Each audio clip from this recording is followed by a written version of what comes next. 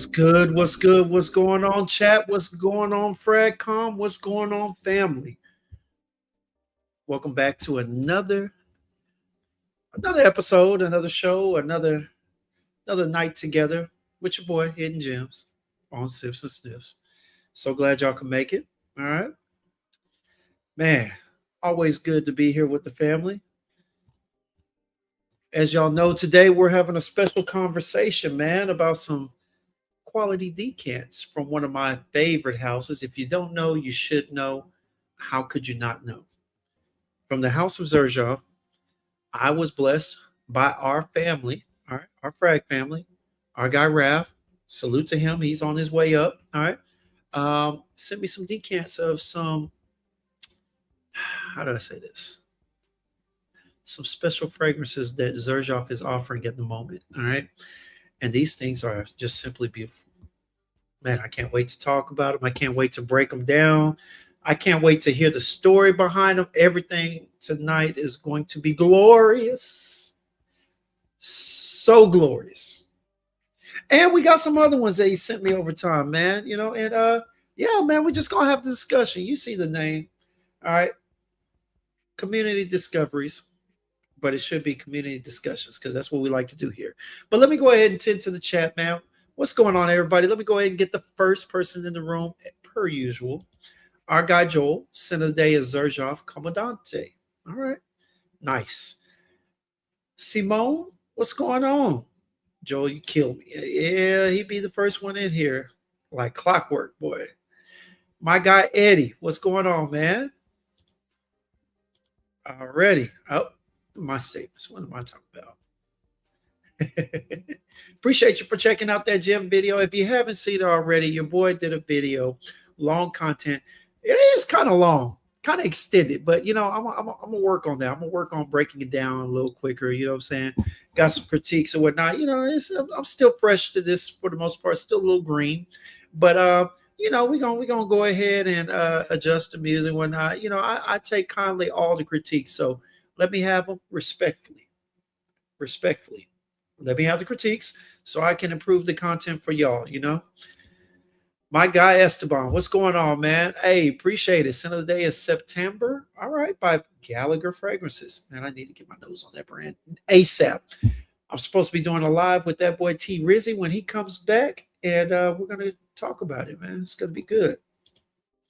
Rock Boy T, what's good, man? Flowers, roses for Simone. I see you. Player. My guy Charm, man. Center of the day is Dawan by Arabian. Ooh, we were just talking about that.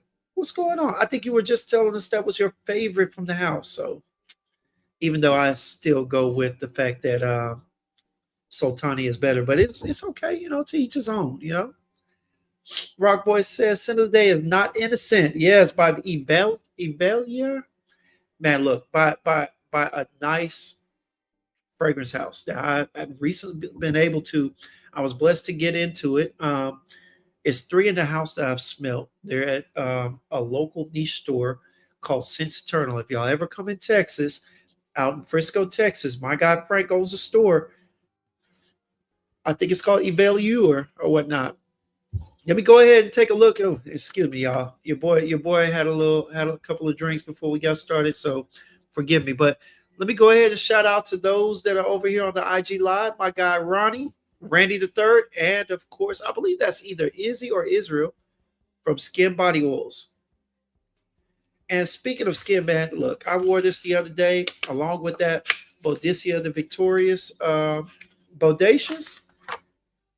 I'm telling y'all right now, this after hours is dangerous. Now, it had me smelling like a snack, but I'm telling you right now, boys, you get this for your girl, she puts that on skin, you're going to be trying to get it in.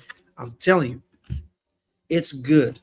It is good. Again, from the House of Skin, we got, what was it, late night or after hours. I do apologize. After hours. This right here is good, y'all. I'm just now getting into the house and whatnot. I got some samples of some other ones, and we're going to talk about it, man. I've been so busy getting back into the swing of things at my new old job that the only thing I've been able to deal with is soreness at this point. We're gonna get to it, man. What's going on, Twizzy? What's good? What's good? All right. Let me scroll through here. World, what's going on? My guy. I ain't even gonna go there, man. Boy, World, you provided some hellified jokes over the past few days, man. For sure. Percy, no mercy, Percy. What's going on, man? Over there, Central Texas representative. All right. My guy Twizzy in here said, I'm washing clothes. You came at the right time. Hey, you already know, man. Sensually explicit. What's going on, my guy?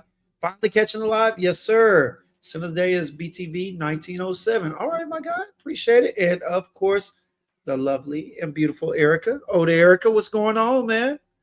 Haven't seen you in a minute. We got, I know we're going to get you back up here. We're going to do another Sense of Sounds. For real. This time, no George Michael. No George Michael. All right. But we gonna do another round of Sense of Sounds for sure. World says sin of the day is 10 Summers Gallia. All right. The Aroma Sutra. And speaking of Aroma Sutra, all right. Hey, World. Your boy went ahead and got that discovery pack. And I think I bought one of the ones that he was discontinuing too, a little 15 ml. So, yeah. We ain't trying new stuff. All right. What's going on? She said her sin of the day is Eladaria by Creed. Okay. Got you. What's going on, Fragrance Journey, man? Hey, pretty soon, y'all, we're going to start doing intros to the community again on Sundays. I'm probably going to try and do it this Sunday with my guy Curtis Knows. I got to get the thumbnail and everything ready. But going forward, Sundays are going to be the days for either community introductions or just sample sets, but definitely those two things are going to happen on the weekend, so look forward to it, man. John C. Sin of the day is Queer Velours from Naomi Goodsir. Man, that's the second day in a row that someone's worn that. Twizzy says sin of the day is Pine Cognac from Nazar. Okay, all right. Smelling like a baked good. I hope it's worth more than 50 cents though. I'm just saying. All right. Fragrance Dre says sin of the day is Bortnikov Sir Winston. Look, I need to get into that line. I've heard they've got really good quality. They're up there at Raja quality. And they don't cost as much. I've been seeing them on the discounters quite a bit. I need to get my nose on some of them. I got some written down because I like the way that the accords are looking. But yeah, we're gonna get a few and we're gonna discuss those for sure. Rockboy T said, Charm, your package is on the way. All right. David. What's going on? Initio Paragon, smelling plum lovely. All right. Oh, I was in vertical mode. All right. Welcome back. Oh, the Grinch who stole Fragcom. What's up, everybody? So of the day is Boudicca the Victorious Aqua Sapphire and Hasu. All right. Citrus. I see. My guy, Mr. Clark, man. Sin of the day is Primera Perfumes. Knightsbridge Oud. All right. Hassan. What's going on, baby? Hey, look. Man. We're going to talk about it. Look. For all those who don't know, Hassan is the owner of House Urban. And yes, y'all, for those who are wondering, I am buying time. We are waiting for Raph. He's on his way. All right. Bear with him. But I am buying a little time. But I'm also doing a little public shout out. Shout out to Hassan for the House Urban Oils. All right. Oh, man. Let me see here. All right. Let me get through the chat real quick. Hassan said his sin of the day is House of Cosmo Crimson Aura. Where is that bad boy? Yes. Beautiful fragrance. I got my interview with Chris coming up. We're going to do it this month. It's going to be wonderful, man. Fortunately, I was only able to cop a 10 mil, all right, up there at Sin Explorer, but I look forward to getting a full bottle of that and possibly of a couple of more, man. Hey, they got some really good fragrances there. And maybe it's because they're out of the ordinary, but truth be told, it's some quality stuff, man. And I've been seeing a couple of posts that the perfumer or the guy that kind of controls the perfumery for the brand has been doing. I like what he has to say. I like where things sound like they're going for the business. So definitely gonna be in touch with them. All right. Simone says, "Sin of the day is BSB Touch Me," and Anna Abadiah. Scarlet. All right. I know that boy Mo loves that Anna Abadiah line. D. Hey, everybody put your hands together. All right. Give her a warm welcome and some roses. My girl D. What's going on, D? Happy New Year, fam. Sin of the day is Mancera Red Tobacco with K Ali Vanilla 28. I am sure that Ali Vanilla 28 is definitely keeping that overwhelming performance of Mancera Red Tobacco down. Hey, hey, Erica, you already knew what was coming, man. Hey, yeah, all right, say I'm down. Hey, Erica, put your top 5 songs and fragrances for hip hop down. All right, we gonna get it cracked. Hey, what up, Ricky? Sin of the day is Michael Malone, Sangria, and Saffron. All right, Boz, what's going on? Shout out to you, my guy. Let me go ahead and scroll down here because I do have my guy in the back chat. The coffee date by the Aroma Sutra is nice. We're gonna check it out, Aroma. Trust me. And whoever yesterday has excellent taste. Indeed, man. Hey, that Queer Velours, I smelt it at the niche store out here in Frisco. Beautiful, simply beautiful. But let me go ahead and get to the bottom of the chat because my guy just pulled up. Which one he talking about is being discontinued? Uh, I think it's the amber one. It's the amber one. I forgot the name of it. Rafan, what's going on, baby? Sin of the night is chocolate greedy. All right. Y'all see it? Vision layered beautifully. All right. And what is that? Shot on patchouli. All right. My guy Frankie's Arnell Gilly Blues. Oh, yeah. Smelling good. Ah, and the vault. We're going to get to that. I'm going to get to that after we go ahead and handle business, Hassan. We're going to talk about it. I am definitely going to address the vault. All right. Because there are some beautiful body oils for those who happen to give up. All right. Beautiful body oils in there. All types of blends for both men and women. And we're going to get to it. All right. How is the Rayhan Aquatica? Yes. Heavy coconut, sharp citrus in the beginning, dries down to a sandalwoody kind of tropical vibe. Definitely good. Definitely worth getting on skin. All right. Mitra, what's going on? What's a vault? It is Hassan's collection of fragrances over the past years, if not months. It's an assortment of them. If you see all these body oils behind me, all right, no Diddy, but all these plus more are in his vault to choose from, and they are good. What's going on, Rich Money Cash? All right, and we're gonna get to it. But for now, let me go ahead and bring up our friend, our fellow Frag family member, a recent but not too recent. All right, member of the cul-de-sac, as my guy Will would say. Oh, I'll go ahead and put that up there for everybody. Put your hands together. Give them a nice warm welcome. We got Raph in the building. What up? What up? What up? What's going on, my friend? Pretty good, James. How are you? I'm doing good, man. How about yourself? Pretty good. Yeah, busy but good. Busy is always good, right? Always good. Always Yeah. good. It's always a blessing to be up here and be able to share the space with other frag enthusiasts. You know what I'm saying? Not to mention people who represent such great brands. Yeah, I'm kissing a little ass there. Just a little, you know what I'm saying? Shout out to Sergio Momo, man. I did a video the other day. I couldn't get it up here for my intro. It's too big to store on StreamYard, so I have to condense it just a little bit more to get it on here. But shout out to him, man. I had him, the picture that we took together. And Yes. there, man. Hey, nice guy, man. Tell me your experience. How you feel when you interact with him? How do you like it? How he actually approached to you and you approach to him? I'm gonna be honest with you. I mean, it was a great approach. Honestly, it was funny though, because you would know. So when we were up there, I didn't see you. I had seen you at first, but I saw you before you went back to Sergio's side, right? Yeah. And so I was like, okay, well, I'll come over there. And then I saw you. I was just kind of like, is that him? Is that him? I was like, so I looked at you, May. I was like, can I come over? You know what I'm saying? He's not gonna have the security arrest me or nothing, is he? And you were like, yeah, come on. Hey, it was great though, man. Got to shake his hand, you know, gave him a little praise for the perfumery that I've purchased from the brand that I love, you know, and then you know, expressed to him that I was wearing that Alexandria too. Man, if I had known, I would have brought a marker and had him sign it. At least that bottle, because that has got to be, if not number one, definitely top two of the house for me.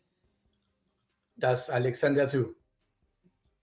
Yes, Alexandria too. Yes, definitely one of my top from the house, top Yeah, two, sure. and no less. As many people around the world, believe it or not. Yeah, man, it's a beautiful blend. That Laotian oud mixed with that rose, and then on top of that, the ambery feel. Man, it's warm, spicy, oudy. It's not too animalic, but it's not the easiest going. I love it, man. Do you know it has also green apple and lavender? Do you know that?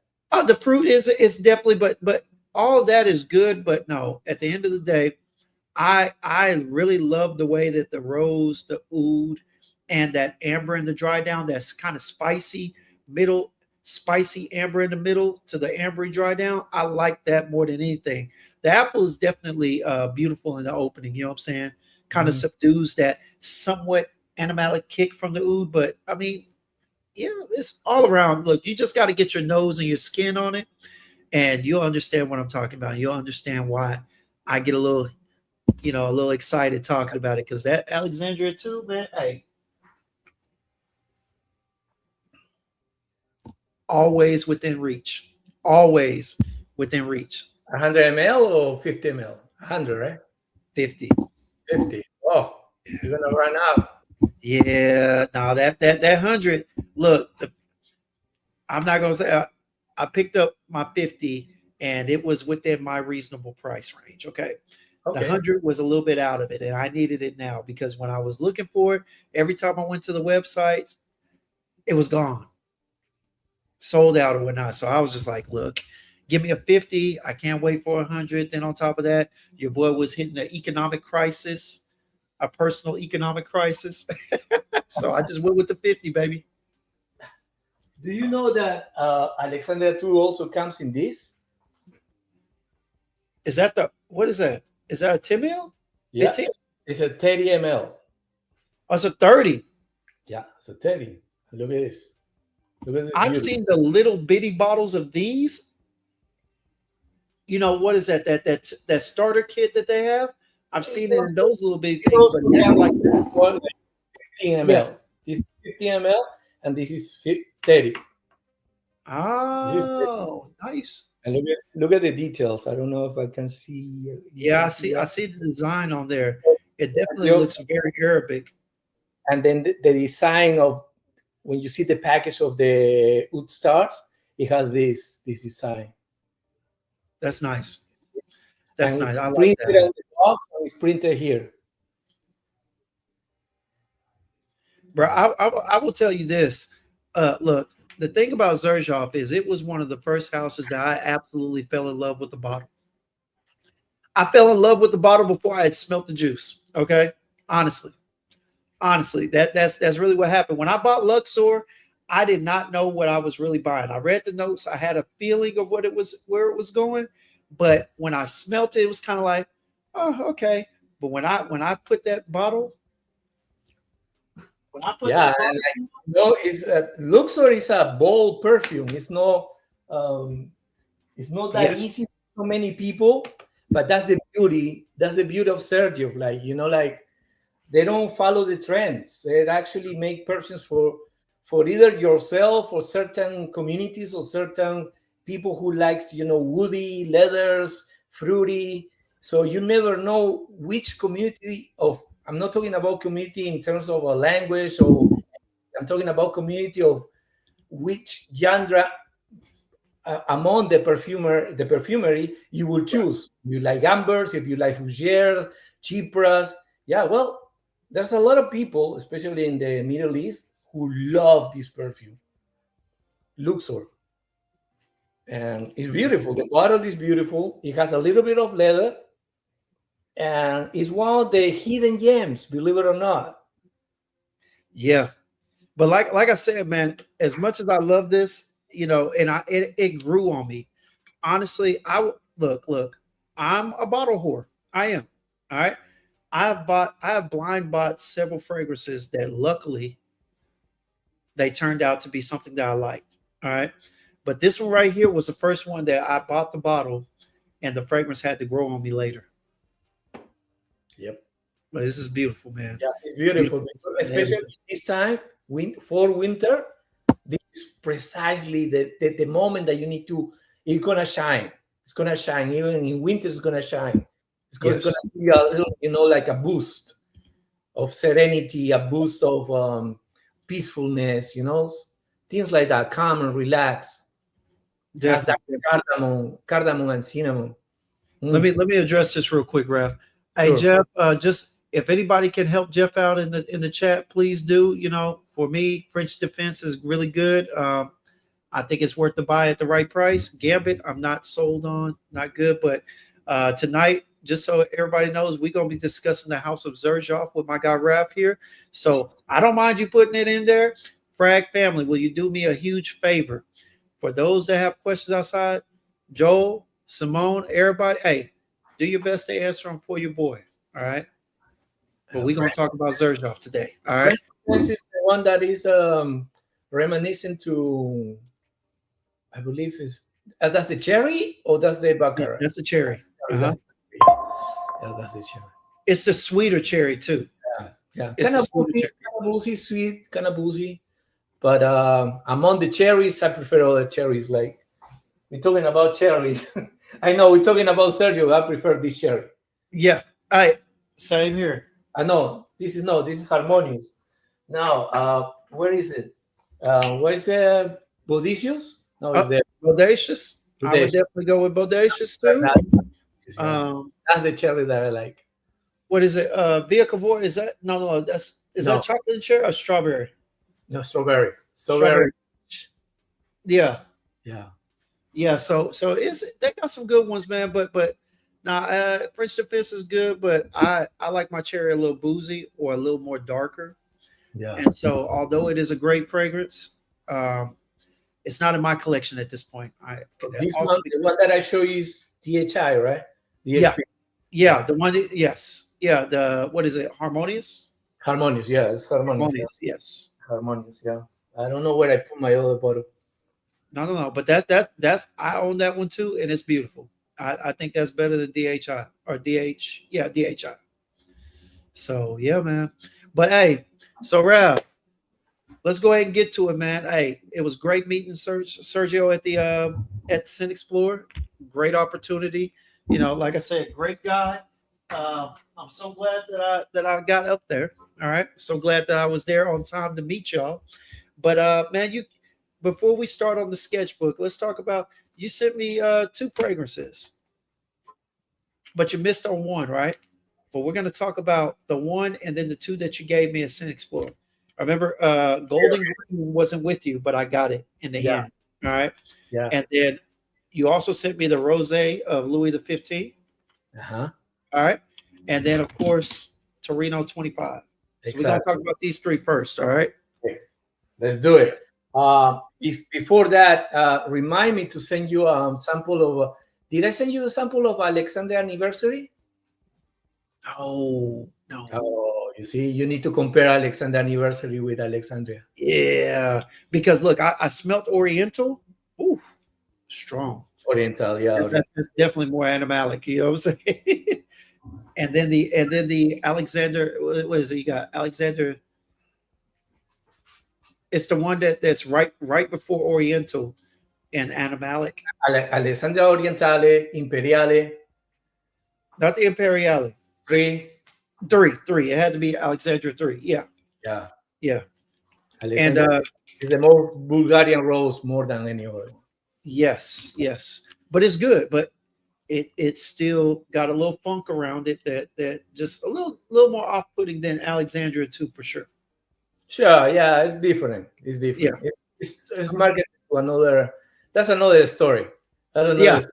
But it was exclusive to Harrods. Yeah. Oh yeah. And it used to come in Alexander 3. It used to come with Swarovski crystals.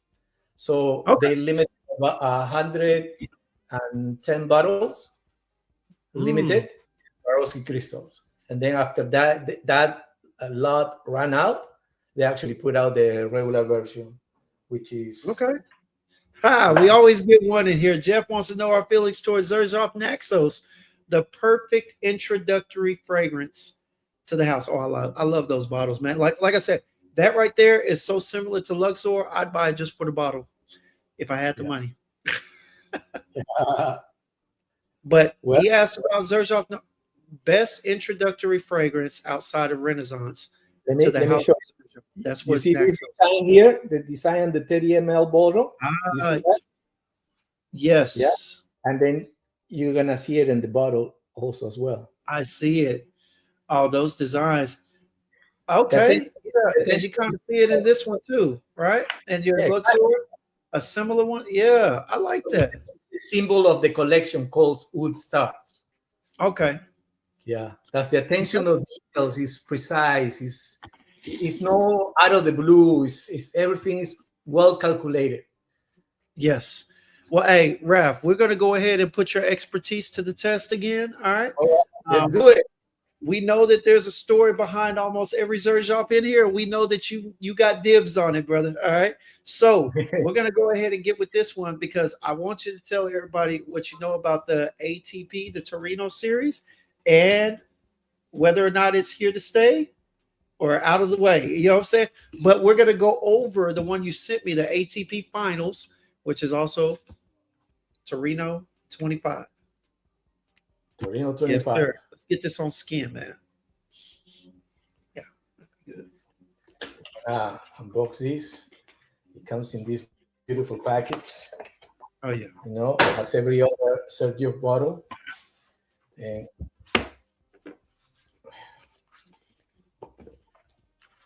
you see here, and then open it. There we go. Torino. Okay. What is the reason that this blue color is because the ATP Finals at the end of the year celebrates in every other locations around the world. Since 2020, the ATP decided to actually move the ATP Finals from London to Torino. So they decided to do it from Torino 20. Raph, you there? Okay. Yeah, there we are. We got you back. All right. So in Torino, in 2025, ATP and the Niro company decided to extend for 2 more years to actually do the ATP Finals in Torino. But the contract with Xerjoff is only lasts until Torino 25. I like this. It's a beautiful bottle, but I like this. Real quick, Raph. The cords are like this. So that's the theme. Oh, the quartz. Yeah, the cords. The tennis court is like this color. That's a nice little blend. And the thing that I like about this one is that it's the most different of the Torino bottles. It's the one that does not follow the trend, I guess you would say. Yeah, because the other ones typically are of a certain light shade of blue. Yeah, that fades out to like a gold reflection. Or what? This is the one that is dark. Yeah, dark. It's not the very first one, which is very popular around the world. Probably for many people considered a masterpiece. Torino 21, which is the only Torino ATP Finals that it comes in 100 ml. Okay. Yeah, the very first one doesn't have any designs, anything, just Torino 21. And we ended up with the collaboration with Torino 25. As you see, there's the lights, kind of like the neon lights from the blue lights from the cord. Then we have Torino 24, for example, that it has a same color at the bottom. Right. Then we have Torino Torino 23, which has also, you see the lights, kind of like same color. And then Torino 22 is also as well. It doesn't have any colors. It's very plain as another Join the Club collection. And Okay. these two, the very first Torino 21, 22 are now part of the Join the Club collection, which we don't share the notes. It's about for you guys to actually perceive what you would like to perceive. If you're telling me it smell like green, okay. It smell like amber, okay. I will say okay, whatever you smell it, because it's up Right. to you how you feel with the perfume. No, that's nice, man. That's nice. And I got in here. I got a question that I'm gonna come back to as soon as as soon as Rafan tells me what the ILM is. But real quick, let's go ahead and go over this Torino 25. So, of course, Fragrantica, which is what I'm using right now, describes as an aromatic, fresh, spicy, leather, citrus, woody, musky green, etc., etc. fragrance. All right, and yeah, I get a lot of that in here now. The notes, according to Fragrantica, read grapefruit, rhubarb, saffron, ginger, suede, juniper, leather, amber, vetiver, and musk. Raph, don't play with me. Yeah, well, that's what Rafon is asking. We'll talk about later about that. But yeah, Okay, okay. okay. Oh, that's the one that was okay. All right. Yeah, no, it's part of also the cake collection, which you used to call Kemi. That's right. And speaking of, I'm waiting for my aura. I'm ready for aura to come in. Yes. Oh, it's beautiful. Yes, sir.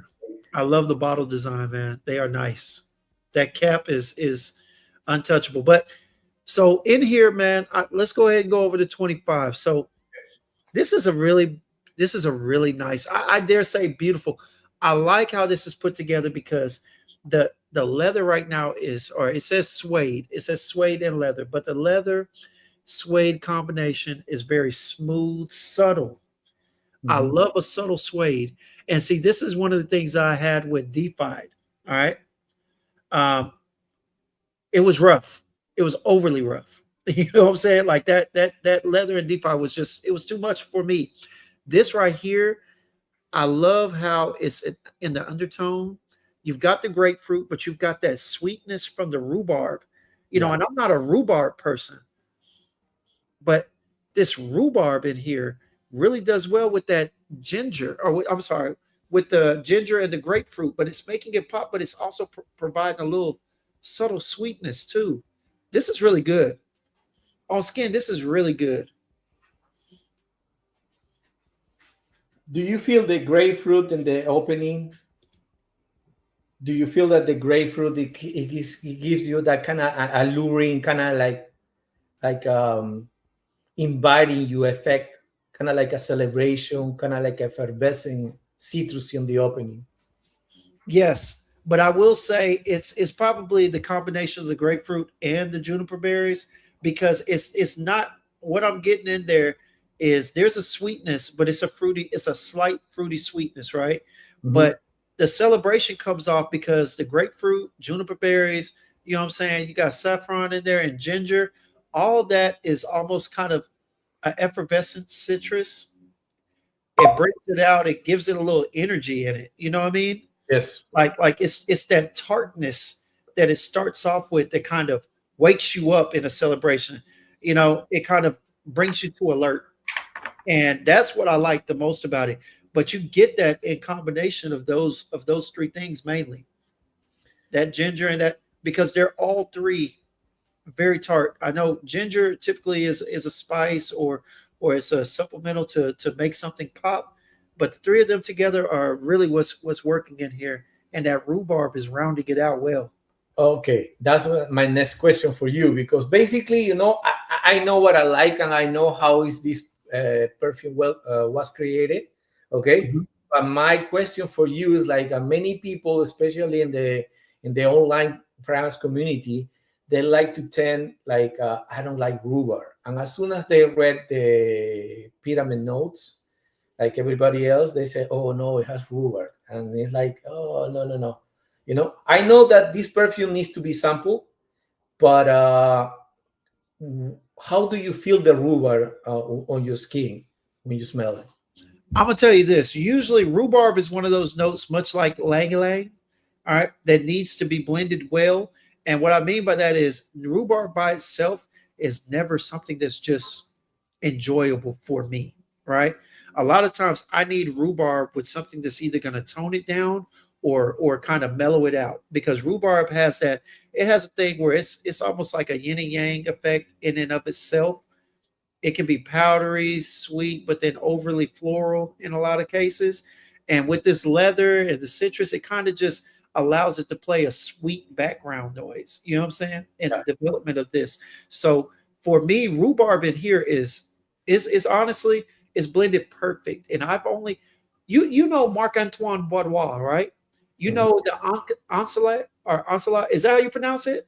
Antoine Boudoir? It is unselect, but I prefer that one on top of many people praise uh, Ganymede. Ganymede. I like Oncelate. I like Oncelate. It From is the in that whole rhubarb. from the whole line, only Tilia and Enceladus are the only two that I like. And The other ones I don't like. Oncelate has a beautiful blend with that rhubarb. Yeah, And that's what I was noticing. I will own a bottle of Oncelate, but I'm telling you, the way that the rhubarb is blended in there with that kind of, I would say fougere-ish kind of citric, it has a little leather. It's really nice. yeah. It's really nice. But the way it's blended is very similar to the way this is blended with these notes. So in there, it brings about through the lifetime of the fragrance a sweetness. In here, I smell this is the sweetness. It's a floral sweetness in here, and this is It good, has man. it has that a sweetness, like I said to you. The grapefruit comes off a little sweet because it kind of like the saffron melts on top of the grapefruit and give the ginger give that spiciness that is kind of sensual, and then it's resting with the fruitiness and the leather, and then when it dries down, if you like berry bear, you will love this perfume. If you So really so love you're berry bear, getting. Oh, my bad. Go ahead, Raph. I'm sorry.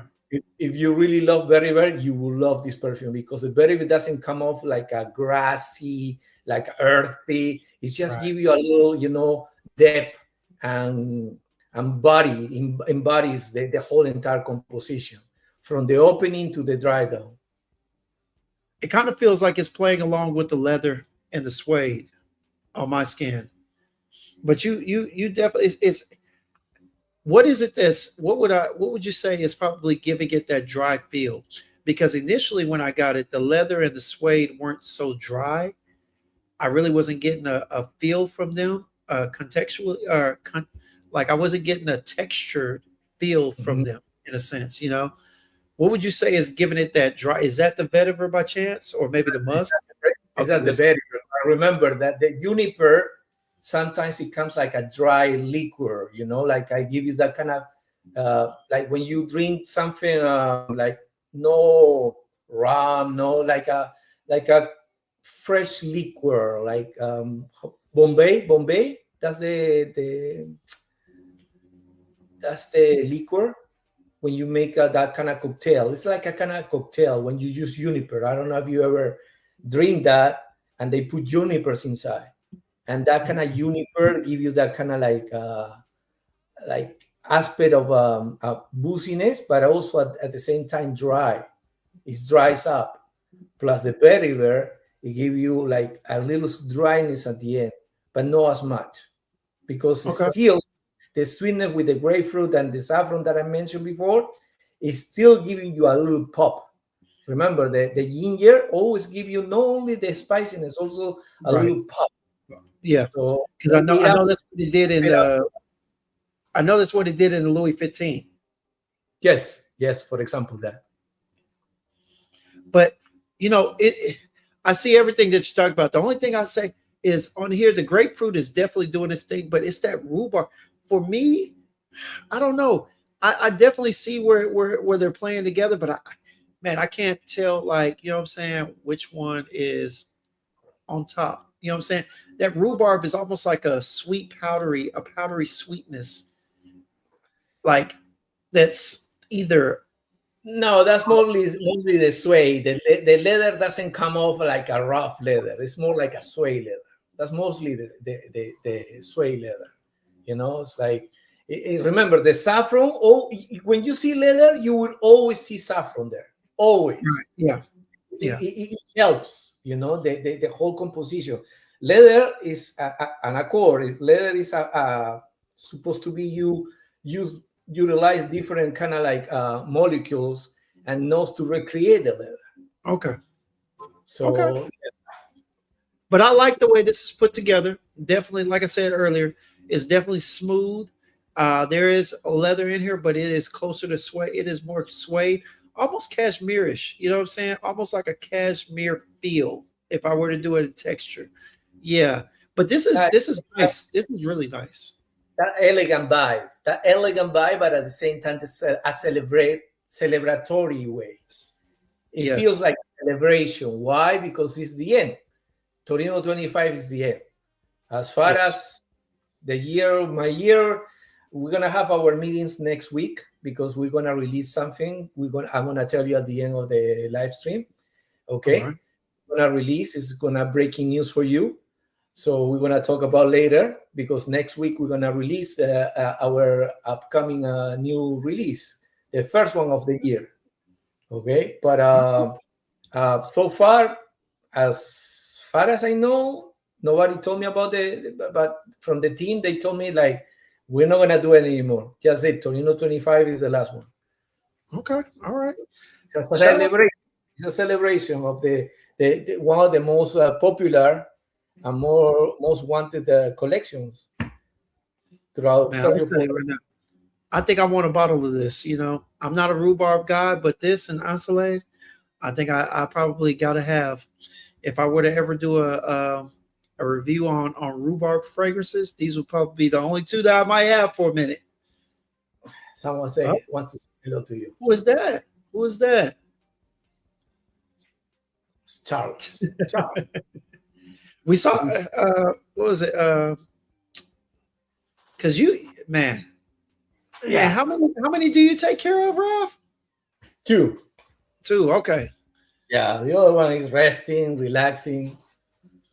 Oh, chilling. Okay, the subtle one. All right. Yeah. Real Well, quick. Real quick.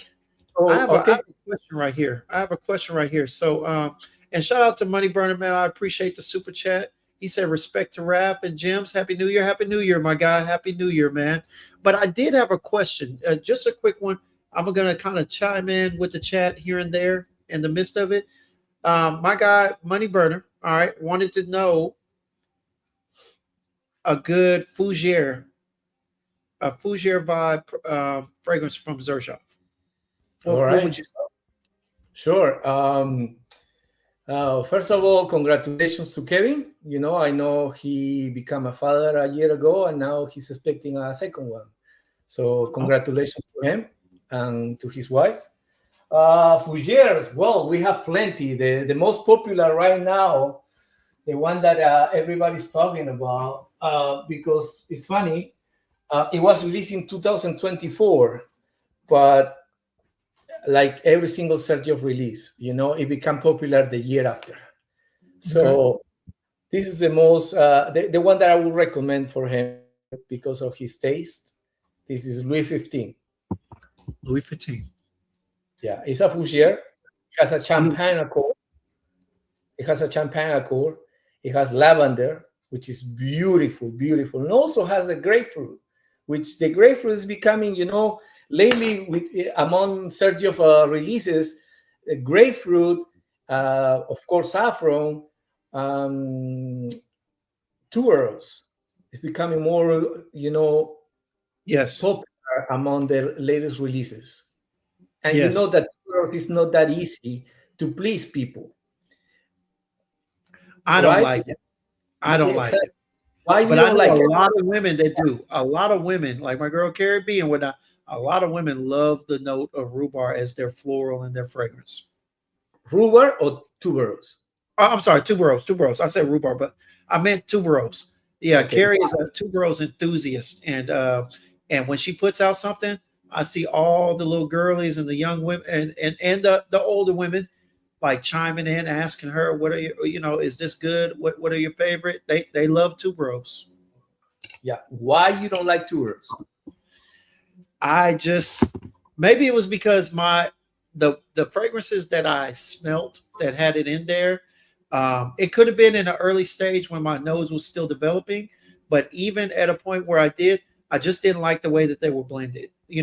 I'm at a Mhm. point now where I'm wearing stuff to kind of change my perception on certain accords and notes and whatnot because I came into it. I think my nose has evolved about 2 or 3 times, but I'm trying to get it used to other notes that at one point I just didn't like. I was very picky. Very picky. Okay. All right. Good to know. Good to know. Because we talk about later. Okay. I All right. just want to keep it that way because we'll see later. Okay. But yeah, Fougere, one of the Fougere that I recommend to him is Louis 15 for him and for anyone who loves Fougere. Fougeres.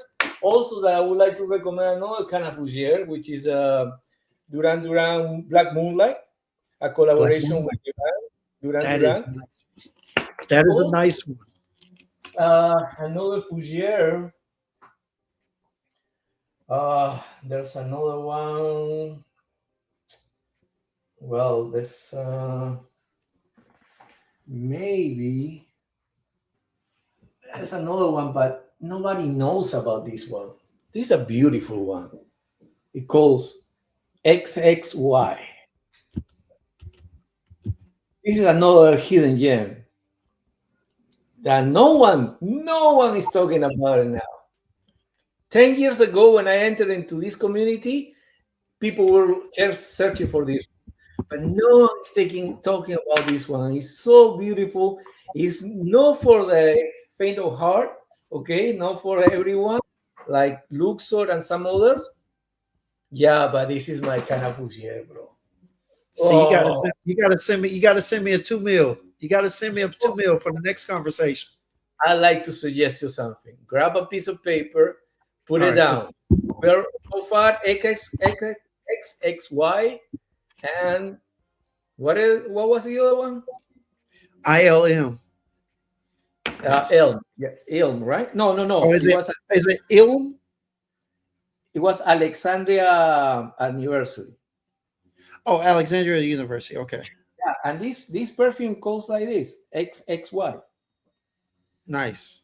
Supposed to be the extra chromosome, right? So Is that what it stands for? that's what it is. Yeah, that's the meaning. Okay. Yeah, that's the meaning, the XXY. But it has another story besides that. But in biology, XXY is the extra chromosome. Yeah. Nice, nice. All right. Well, we're gonna talk about it. Real quick, let me go ahead and get warmed up. You know what I'm saying? We're here in Texas and it's a little chilly in my apartment. So I'm gonna go ahead and just a little bit All right. for everybody who happens to care. All right. Well, Yep. I have my ginger. Yes, sir. Hey, My here we beer. go. Salud. Salud, salud. Salud. Well, in the meantime that we are saying salud, once again, for the people who doesn't know me, my name is Rafael Valareso. I work for Xerjoff, officially started this year. I'm the Xerjoff US ambassador and educator online that I can actually go throughout any live stream that you wanted, that you guys want me to be part of it. And I can tell you part of the story of Xerjoff, how the perfumes were created, how actually a perfume started with a story and then ended up with the perfume. We did many collaborations with very famous people like Tony Iommi, Duran Yes. Duran, Brian May, Mascatasi in Italy. We did a collaboration also with France. The Champa de Benoche from France, which are very popular and the largest maison de Benoche. So yeah, and this is Louis 15. You know, it comes in as beautiful, which is gone already. But yeah, and but Right. the collaboration wasn't just to making the perfume. The collaboration is this. Was also with the bottle. You see it? Certified. And the perfume that we're gonna talk about now I believe, is this. If you read it there, rosé. Yes, sir. All right. Which And here we go. My man provided this to me at Sin Explorer. I was like, hey, now I got the original one, but I might need to go ahead and pick that rosé up. I don't know. I haven't smelt it yet. So we're gonna go ahead and get the first smell on skin. That's a nice bottle. That pink shade in there. That's nice. My guy Dutch, I know he's over there contemplating how he can pick up a bottle himself. Let me go in here real quick. All right, let's get it. And yeah, for those who are wondering, yeah, Raph is a big part of our community. Like I said, we kind of share him on the lives. Do with that as you may. All right, but and yeah, man, great guy, great storyteller, very informative. All right, and very informed when it comes to the House of Xerjoff. Love having him up here. Uh, just all around great guy. You know what I'm saying? So for those who do have channel, reach out to him, man. Hey, one thing that Rap's gonna do, he's gonna tell a story. You know what I'm saying? And it's gonna be a good story. He's gonna give you background, he's gonna give you detail, everything. And that's why we love having him up here. But hey, this is Louis the 15th Rosé, y'all. Off top, you get a blast of rose. And I'm talking about a fresh rose, a powdery kind of petalist. It's almost like a powdery petal of a rose. And I only know that because I just ended up getting some roses for some. All right. nice. Y'all Nice. already know. So I bought her some roses, took care of that. And man, when I tell y'all, this literally brings back when I was over there at Tom Thumb, because that's where we got to get them from nowadays. When I was at Tom Thumb, and I was just smelling them. This is nice, Rev. Yeah. I want to ask you because you picked up the roses right away, which is really remarkable that you picked the roses right away. I know it's rosy, okay? Yeah. It is rosy, but the fruitiness in the opening is like a very like a quick splash of fruitiness. Do you pick it up any fruitiness that actually you can describe? I'm gonna be honest with you, Rev. I really don't get much of anything fruity in the opening. I'm getting a fresh rose petal, almost like a bouquet. This literally smells like I'm holding my nose up to a fresh rose petal. Seriously. I am really not getting much fruit. That's the thing that's interesting, because you say that I'm like, fruit? Yeah, for real. For real. It has two remarkable fruits there that Okay. is like they're not staying for long, I wish. But in the opening, it's like to me, it's kind of like the appealing side of this perfume. Because there's millions of roses perfumes in the market, right? But Yes. what is put this Louis 15 Rosé outside of that kind of like a rose perfume bubbles. This is the way that it comes. Okay, this is I just showed the outer box. The outer box is this, in a rosé, in a pink box, the outer box, and this is the blue box, which is Yes. reminiscent.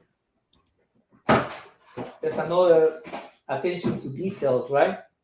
Like I just mentioned to you CC. that everything is in match. It's not just because pure casuality. It's not because they make it up. No, look at the box of when you buy a Louis 15 champagne, it comes in this blue box, okay, and blue box as well. You see what I mean? Yes. So it's like you open a champagne, but now you're gonna open their perfume that they actually get inspired by the champagne. Yeah, this man, is that's nice. It's the same open out. It's very similar to what you got on the Louis the 15th. It's the same collection, but Uh-huh. as I mentioned before to you, the very first collaboration with this Champagne de Benoche was this one, which is Louis 15, the very famous one. and this is Blanc de Blancs. I don't know if you can really see it over there. Yes, I do. I do. It's hard. It's a little, but it's focusing it quickly. But Yeah, yes, Blanc de Blanc. So that's the champagne that is here inside of this bottle. What it was is the Louis 15. That's inspired by the Louis 15. That's the okay. inspiration to make the Louis 15. And the rosé is this bottle, and it says rosé there. You see what I mean? So Yes. when you're drinking this champagne, it's exactly what you smell it here. And this champagne has raspberry, and it has what else? Black currant and pear. Now, I Pear. will tell you this. I will tell you this though. I'm really not picking up the pear. Maybe it's a little light on my skin, you know. Mhm. But what I am picking up right now is that now that that rose has died, and if you get a chance, you can if you can't answer what type of rose is in here. But now I'm starting to pick up a very powdery plum with a. I am getting a little bit of a raspberry feel, a little bit of a kind of tart sweetness. You know what I'm Yeah. saying? I don't Mhm. know if it's the raspberry or the black currant. Both of them kind of have that effect as fruit and taste. So I would imagine that either one of them could be doing that right now. But I do get that powdery, soft plum and the undertone that it's starting to come out a little bit. But Yes. initially, I didn't get it. I didn't. I really didn't get a pear. I wish I had because I like a pear note, baby. Yeah. The problem is like as you said, which is I mentioned to you that it's remarkable that you capture the essence of the rose there. Is because it embraces right away the fruitiness, like overshadow the fruitiness. I wish the fruitiness stayed longer, Yeah. for people getting more appealing, but that's not the meaning. The meaning is like we, we're gonna recreate a perfume that actually smell when you open this bottle. Right. Okay. Okay, so it's about like I understand like nowadays, especially online, people like to be pleased by the perfume. Oh, you need to please me. Give me something appealing. Give me Yes. something that is overpower or with Uh-huh. candela wood and things, vanillas and things like that. Yeah. Well, if you want that kind of perfumery, okay, that's no niche, in my opinion. It's no No, becoming. you're right. You're It's right. not becoming. It's becoming another kind of perfumery, but that's no niche. Niche luxury niche is very dedicated Oh, to a story, dedicated to a collaboration, something unique, yes. something that I smell it in different other brands or in many other people. So that's the Yes. beauty, in my opinion, my humble opinion. What I love this brand because they actually make perfumes for a story, and then it's up to the customers and the market to actually select which one is actually resonates with you and your skin. Sure. Sure. And I truly appreciate that in Xerjoff and several other brands, you know. I definitely appreciate that, you know. And man, I tell you, and the complication is not one that's challenging, it's just one that challenges you to figure out what works for you.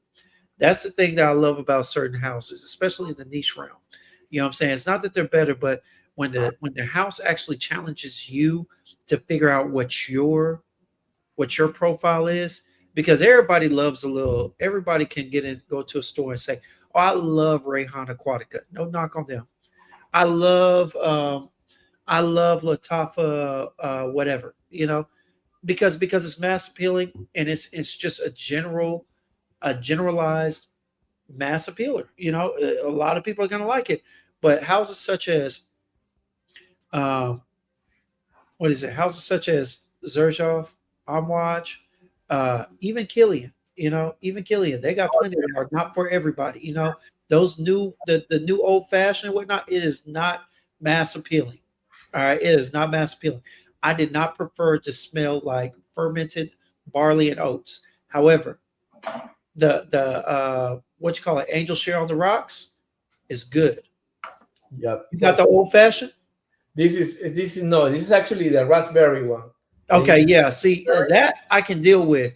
The old fashioned, it smelled like fermented whiskey. It smelled like fresh whiskey straight out the flask into a glass. And Yeah, that's not bad. It's just not me. And that's why I like it when a house doesn't push you to like everything that it makes. It pushes you to find your sense or your style. You know what I mean? exactly. I totally understand what you're saying. For example, if you compare the raspberry between these two, okay, this one, the Angel Share Paradise, has more licorice. Believe it or Okay. not, it has more licorice, and the raspberry comes off like a licorice raspberry, like So it's a infused, little thicker. like a infused raspberry inside of a liquor. That kind of like the Okay. one. That's how it comes off. Okay, but Okay. when you smell rosé, is there, and believe it or not, I still perceive the pear. I like, there's certain notes and molecules that I can perceive right away, but there are other certain notes that I immediately cannot smell it. For example, isoy super and things like that. Okay, so, or for example, cologne. When I smell cologne, I know that that perfume is not for me. Even though that you will see cologne in many fresh releases, Uh-huh. people would love the cologne with clary sage and aromatic, kind of like that. I don't like it, I don't like it. Like, for example, what was the Polo 67, right? Yeah, I don't like that kind of clary sage vibe. I don't like it.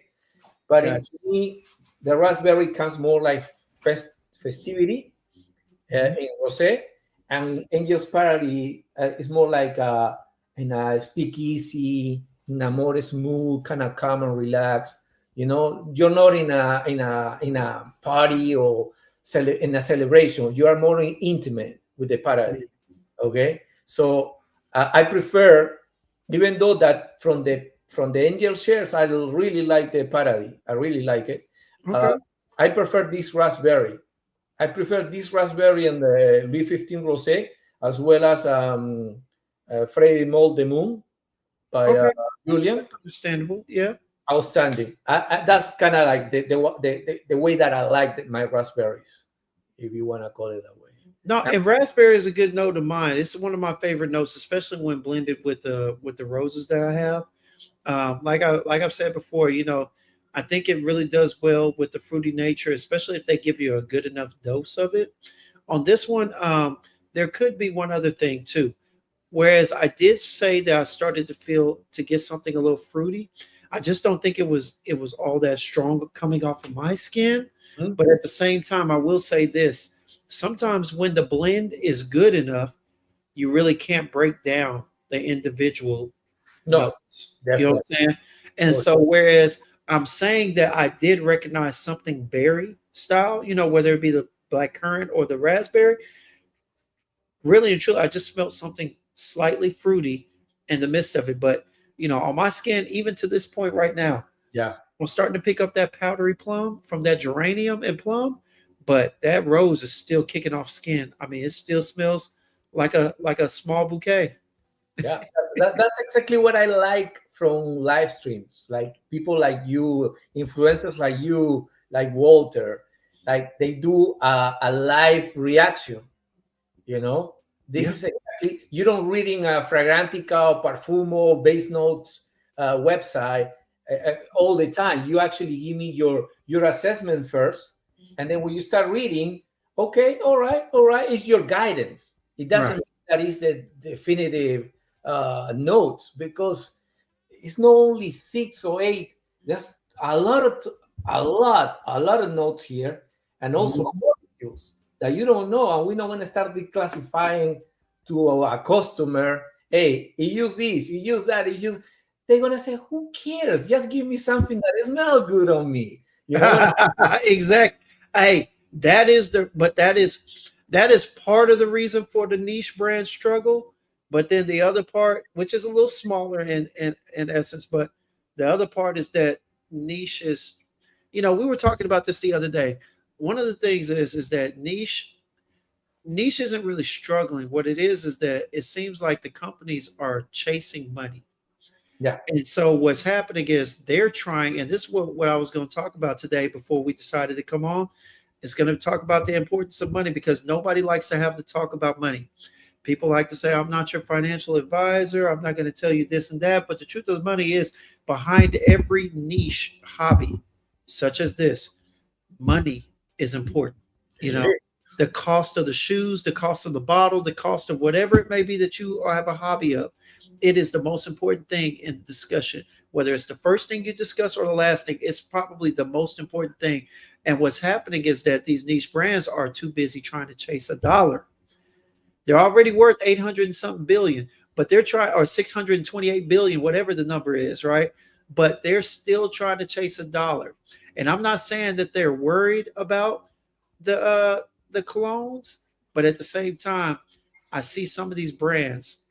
Thank God not Xerjoff. Thank God not certain big namers. You know what I'm saying?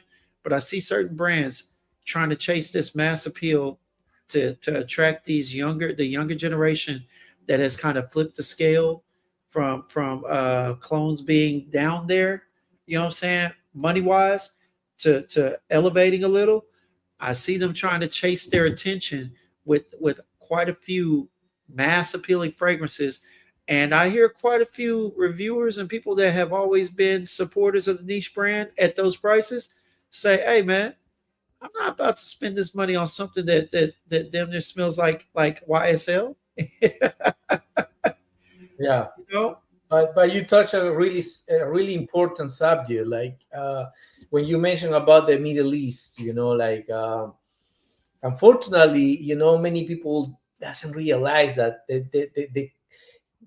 the catchy, it's like a catchy phrase, it's like a catchy, like when you don't read the fine print, like the fine print in Middle Eastern perfumery, it is what it is. It's just the opening. It's your, like, that little fine print that is in the really bottom of a page Uh-huh. is the opening.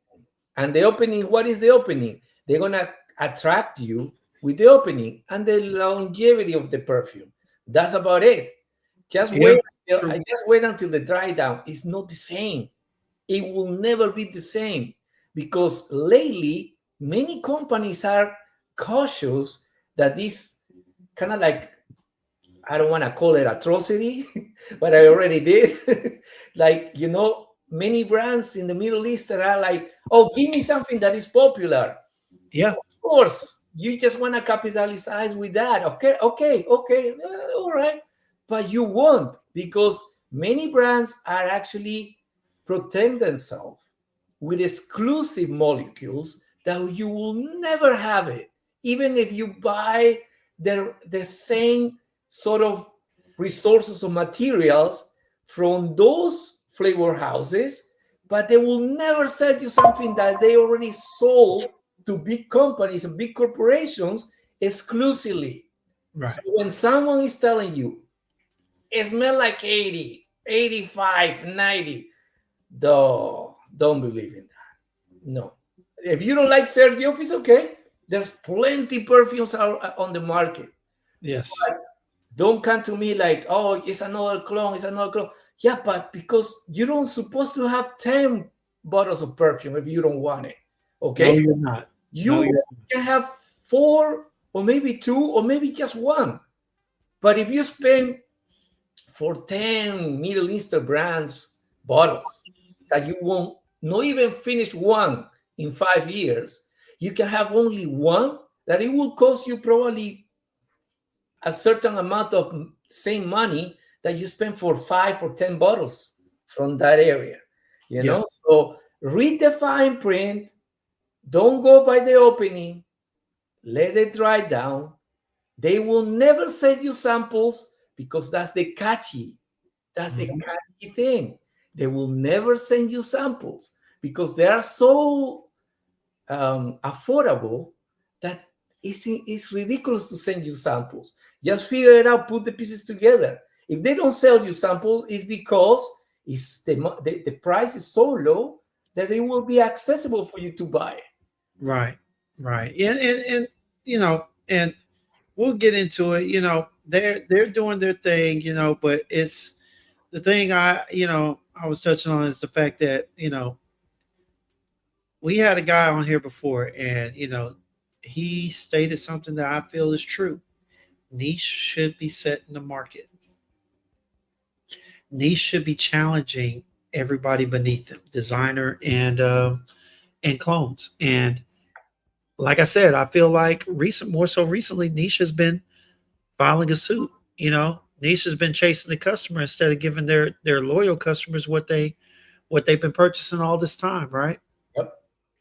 So yeah, but that's a world. But no, this Louis the 15 Rose, yeah, I can't get enough of this. This and the thing that's beautiful about this, y'all, that I love about this is that this is actually even so ideal for layering. Yeah, I heard some people that they bring laying with the very first one and this Yeah, one. They like that, and that's about it. I never heard anyone layering with another perfume, but I heard that they're layering, and it's okay. That's great. I never layering. Actually, I will layer it just to give it a try. yeah, I'm not keen to layering perfumes. I like to like keep it that way, and yes, layer is definitely. something very subtle, like a very probably a white musk or a very powdery perfume, like a very neroli perfume Mhm. that I can add something else, like to make it more kind of like playful, you know. Yeah. So But that's about that comment really wasn't for me. I don't really layer like that. I layer with body oils, you know. yeah. But there are plenty of people and reviewers that are now starting to get into layering, suggesting layering combos. Me personally, I take a lot of my fragrances as if they're pieces of art. Okay, Yeah. and I'm gonna tell you this. You know, um, I don't want somebody to draw over my already priceless painting. Okay, and that's kind of how I feel about it in a lot of cases. That's why I don't really do the layering stuff. I feel like if I smell a fragrance and it feels like it's missing something, I don't need to buy it. Yeah. So that's it. Because I think it's in my mind, it's not a knock on anybody who does it, but for me, it's kind of insulting. You know what I'm saying? Like if I were to give you something and then you were to put something else on top of it and be like, oh, it's perfect now. It's like it's kind of like a slap in my face saying, Well, so there's certain brands that actually sell some sort of like a layering experience, So basically, they give you an amber, they give you a musk, they give you a fruity, they give you a rose, a floral. So, for example, Xerjoff has a mixing experience, we call it. It's a mixing experience boxes, and it's only two. Do you know about those? no, you're updating me now. I knew nothing about them. Well, let Tell me the show. story, Ralph. Tell the story. You know that's what we're here for, baby.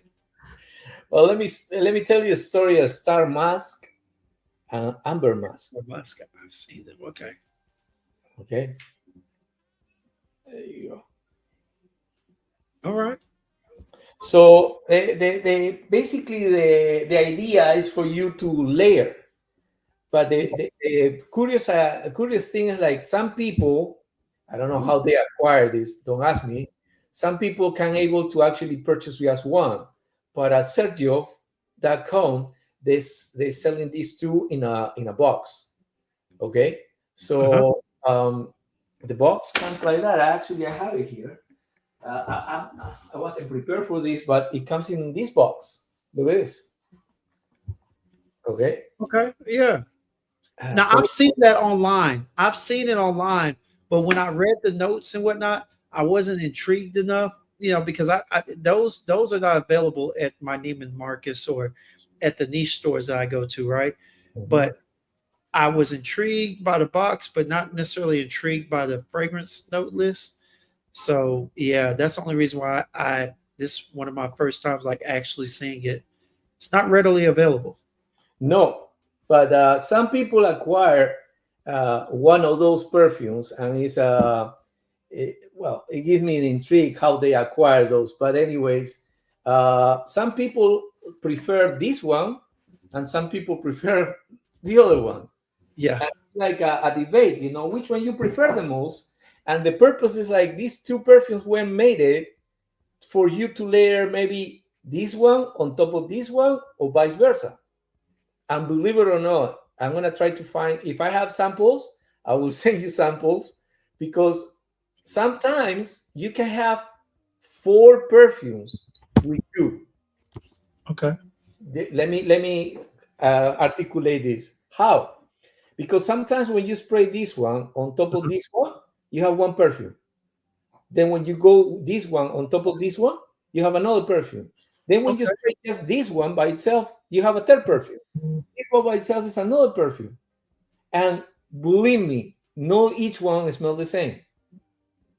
Not completely, not entirely the same, but I love Star Mask. I love it a lot, but a lot of people love this one. The amber. I love amber. Tell me about the amber. Is it a deep, dark amber? Is it resinous? Is there No, spice to it? What? believe it or not, it's been a freaking while that I haven't sprayed amber mask, amber star. Okay, so let me just do the. Oh, ooh, bro. Oh, damn. Yeah, this is a very balsamic, benzoic, kind of syrupy amber. Tell me about it. Yeah. Oh, it has ylang ylang, it has Okay. benzoin, it has amber. But yeah, it's like it's comforting. It's like if you like that kind of like, for example, this beauty over here, Amber Sultan. Oh yes. Yeah. Yes. But Amber Sultan goes to another kind of direction, even though that is the same. It does. Amber. But it's a dark resinous amber like that. Yeah, it's also creamy, a little creamy because it has sandalwood. All right. Oh I yeah. got I gotta try that. I gotta Yeah, see. you gotta try. You gotta try. I'm gonna, put it on the list.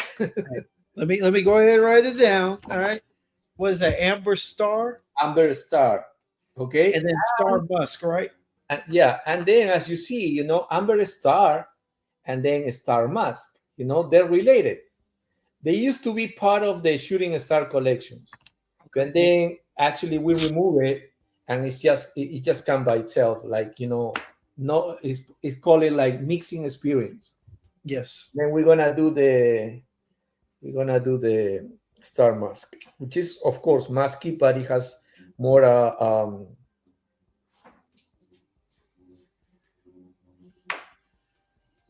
yeah, this is dusty. This is dusty, like a dry mask, like a very dry white mask. Okay. And believe it or not, it's a little bit citrusy in the opening, just a very citrusy mandarin there. But it's dusty. It gets dusty, creamy, has sandalwood. It has Okay. sandalwood. So it's I not, gotta check it out, it's man. not just musk, but the predominant note and accord is musk. Okay.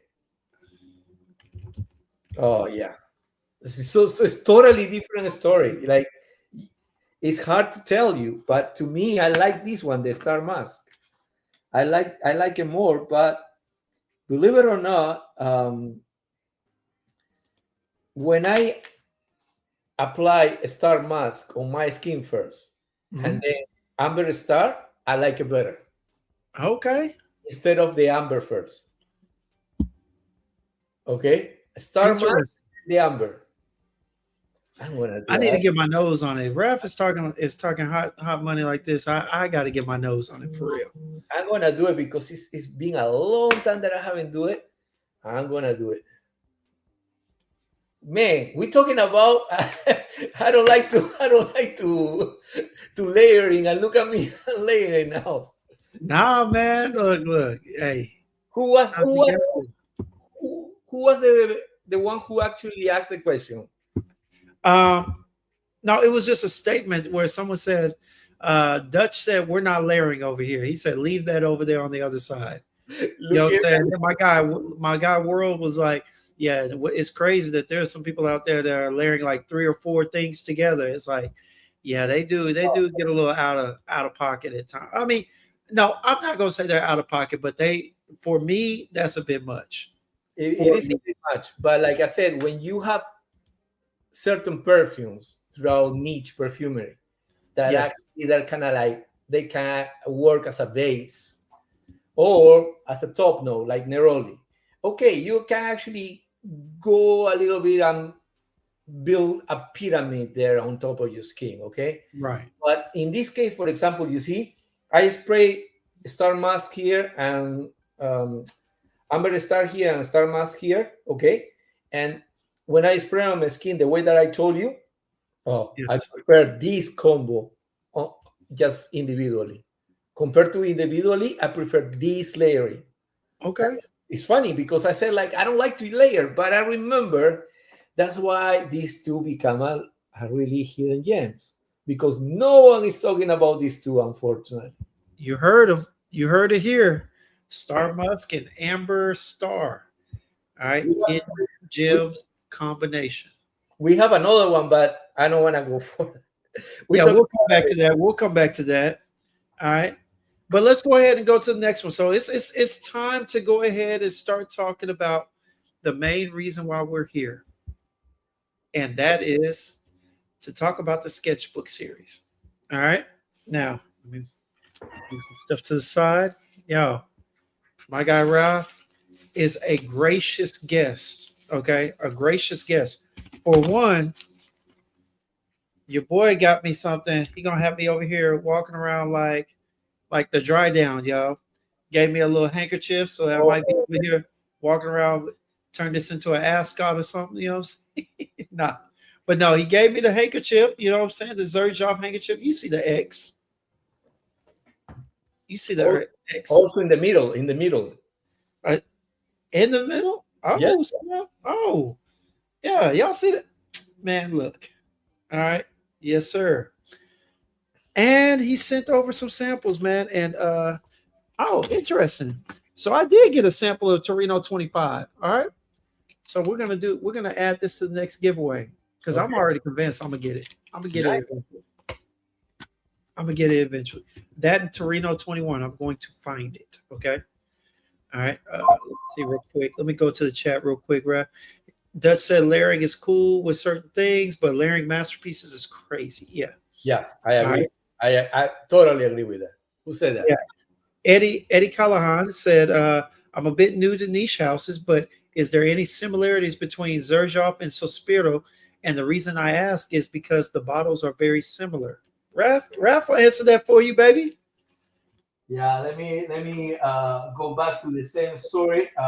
Many years ago, when the brand was released, they decided to release a brand called Sospiro, and that's where actually Erba Pura and Accento were part of it.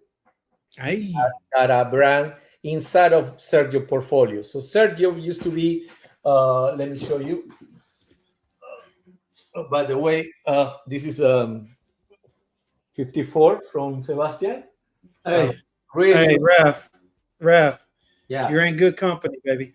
Oh, you have it? Yes, sir.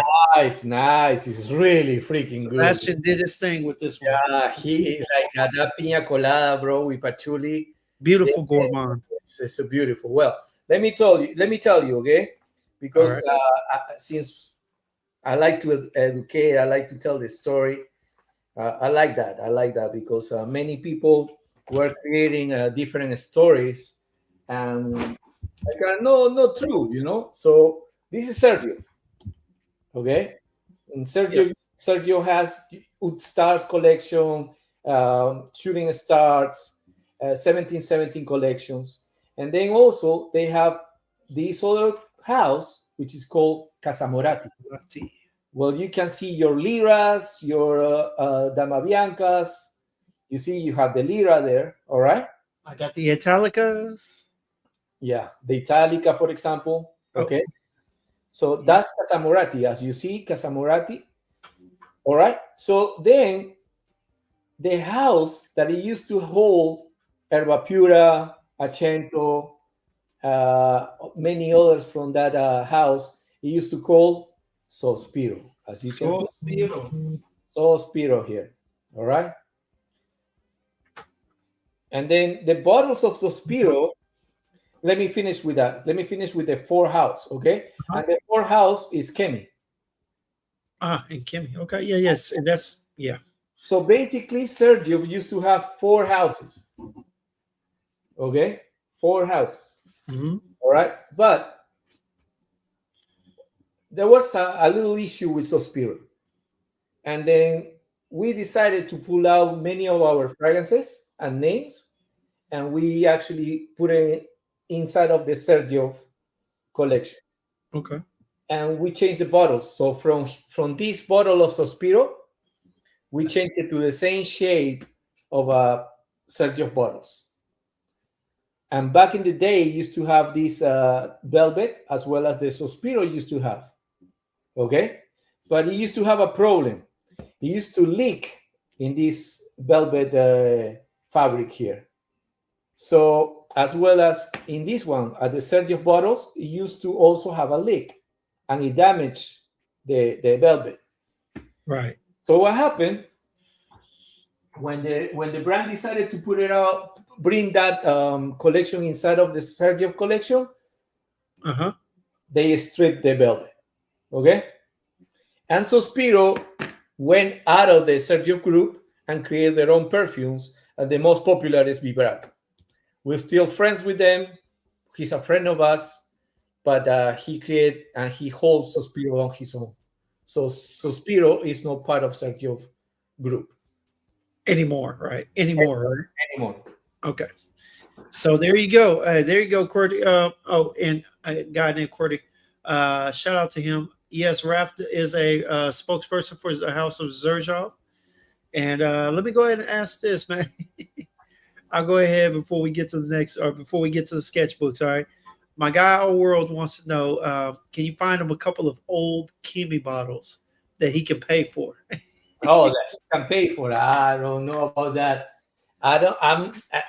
If you want to join Sergio That's Amore Facebook group, you can find some people. I don't allow anyone to sell bottles over there because we don't want to, throughout Sergio, throughout Facebook fragrance groups, there were a lot of scams. So I like to avoid that kind of procedures and things like that. I don't want to deal with that. So I don't allow anyone to sell. But if you see someone there at the Sergio group, maybe they can guide you who sell this bottle. This is the one that he's looking for. Yeah, because that's one I want, but the one that's coming in is close to the one in your other hand. Yeah. So this is the old bottle. This cup is super heavy. That is nice. Super heavy. So it clicks perfectly. You can hold it perfectly. Everything is like stunning. And if you can see the design of the bottle, you see with the case over there and things like that. Okay. Now, to make it uniform and to make it look like it belongs to Xerjoff, now it comes in a Xerjoff shaped bottle. And the cup is the same style, like Egyptian crown cup that we have. And then, believe it or not, you see where ended up the case? The case on the top. Yes, sir. And that's a new bottle. So I don't know where you can find it delivered. I have all of them already. I want to hold this forever, I guess. I don't know what can happen, but yeah, I have the whole entire collection. We'll have to talk about that offline, but I got you. So y'all, now we're gonna go ahead and get to the 3 sketchbook fragrances that recently were released. Real quick, Qwerty, don't think that I'm ignoring your chats, man. We appreciate the being active in here and everything. But yeah, man, the thing is, tonight we're just gonna discuss the House of Xerjoff. We're not really talking about the dupes or the Clone Wars. We're not really focusing on that today. But trust me, we will be discussing it at some point in depth. But tonight we're just going to go ahead and talk about these new releases, man. While I got my guy here, I know he's a busy man, so we're going to try and capitalize on this time that we got him behind the camera. So my apologies, man. Hey, if you can, you see where you can reach out to me and the other social media spaces, IG or whatnot, and drop your question with me on there, and I'll do my best to get back in touch with you as quick as I can, man. Appreciate you for coming through, though. Hopefully this doesn't keep you from tuning in. All right. But yeah, Raph. So those who can see, he just showed you the boxes. I'll show you mine as well. We got P70, P18, and P13. Okay. So, you know what I'm saying? With that being said, you know what? Shout out to my guy Dutch. I know he passed one on. We're going to do that one last. All right. And if you got a minute, I'm going to go ahead and send the link to him when we talk about it, because Dutch has been very, very active in his appreciation for that particular fragrance. All right. Yeah, I can He tell. said it was P13. He said P13 is elite. So I'm gonna set that to the side, and we'll get him to come up here and have a little chat with us on here. All right. But first off, let's go ahead and talk about P70, because that one right there. Look, all three of them were absolutely beautiful to me. And the thing about it is, let me say this, okay?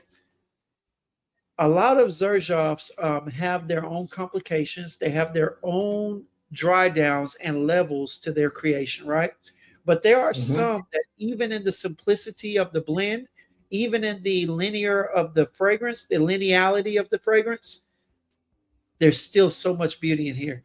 And I don't think any other fragrance group out of the house shows that more than the Sketchbooks. Because although they do dissipate, for the most part, they are rather linear, but these are beautifully crafted. I mean, as I got them on skin, I could, if I didn't know any better, just being if I was just a noob, I would put this up there with anything, you know, for the quality of blend, how they put the notes together, all of that. But only because I'm so heavy in the house and everything, man, can I tell? But let's go ahead. I think I said. Wait. Can you give me 5 minutes? No, I mean, not 5 minutes. Take your time. Take your time. Take your time. Because yeah. No. I'm gonna spray it on, and I'm gonna keep them entertained. Go ahead and take a few minutes. All right. All right. But first up, we're gonna talk about P70, y'all. This is a beautiful fragrance. All right. All of them are, but this is one of the ones I really enjoyed. Okay. Let me get that on skin.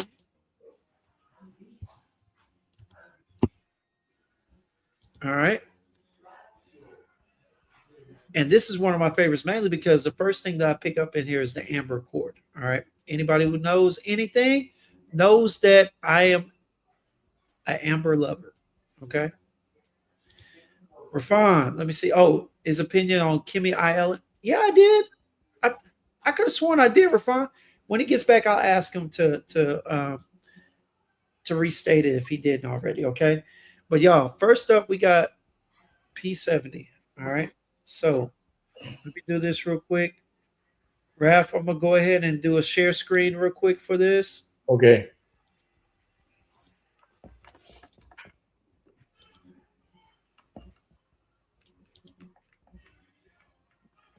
Let me go ahead and give us a better background so we're not.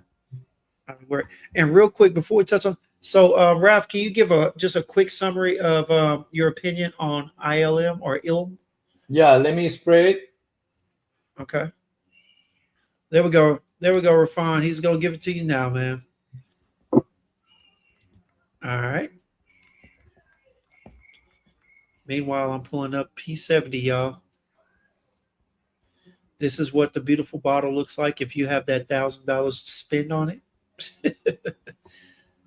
Oh man, as gorgeous as it is, that price is ridiculous. And shout out to Rico, fragged out, swagged out. He was in the chat earlier, man. Shout out to my guy. Here? Okay. Yeah, he was in the chat earlier, and he purchased. He didn't purchase this one, Rico purchased from the three, right? From the 3 sketchbooks, he purchased 2. Right, he purchased 18 and 13, right? 13, yes. Yeah. Okay. Yeah, I don't know anybody that's got 70 yet, but 70 is the one that I want. Okay, so Ilm, we talking about Ilm when we finish these 3? Yes. Go ahead and tell them. You spray P70, right? Yeah, I sprayed P70. Okay, so P70, you just show the box. This is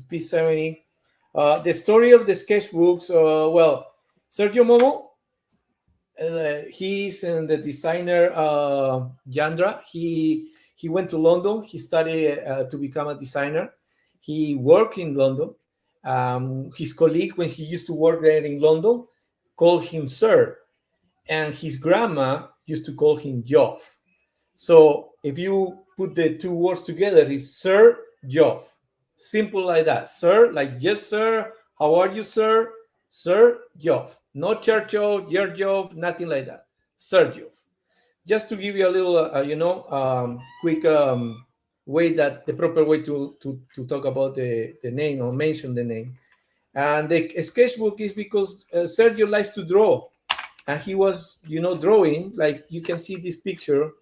That's kind of like reminiscing of his sketchbook. You see, I don't know if you see the drawing there with the notes and how he creates that.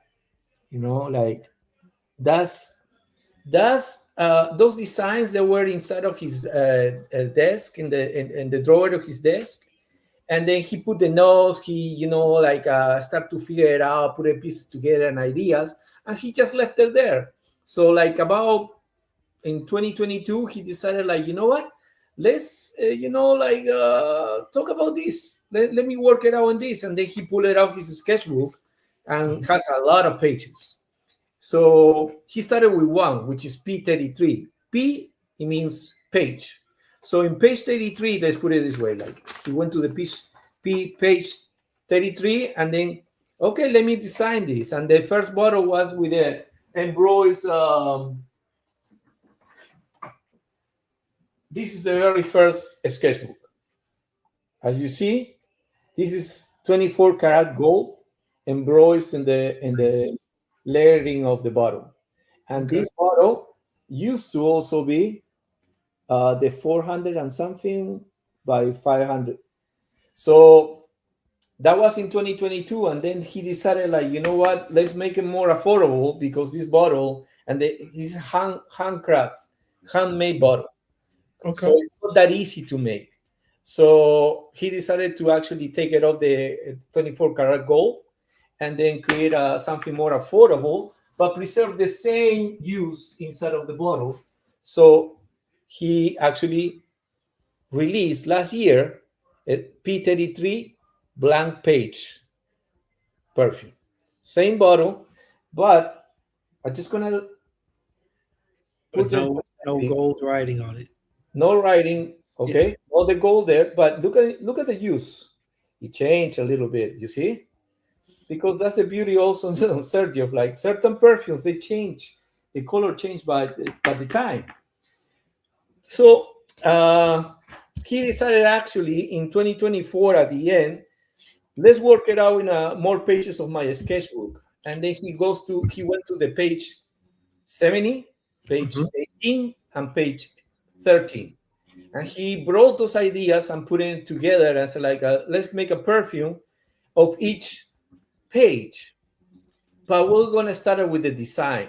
And as you see, if you share the bottle, the picture of the bottle, page 70, it has very, it's very, very peculiar. It has changed all over and going around the bottle. And it's not like they're hanging there.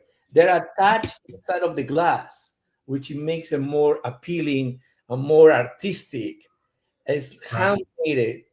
And what is the meaning of putting the chains there? It's because this new kind of like a collection inside of the collection, it has an appealing kind of like a theme, like, more like a lust, more like a close encounter. So the reminiscing of the chains is like, like it's a seductive way when you put change when you are actually with your loved one, some sort of way. Yes. Okay.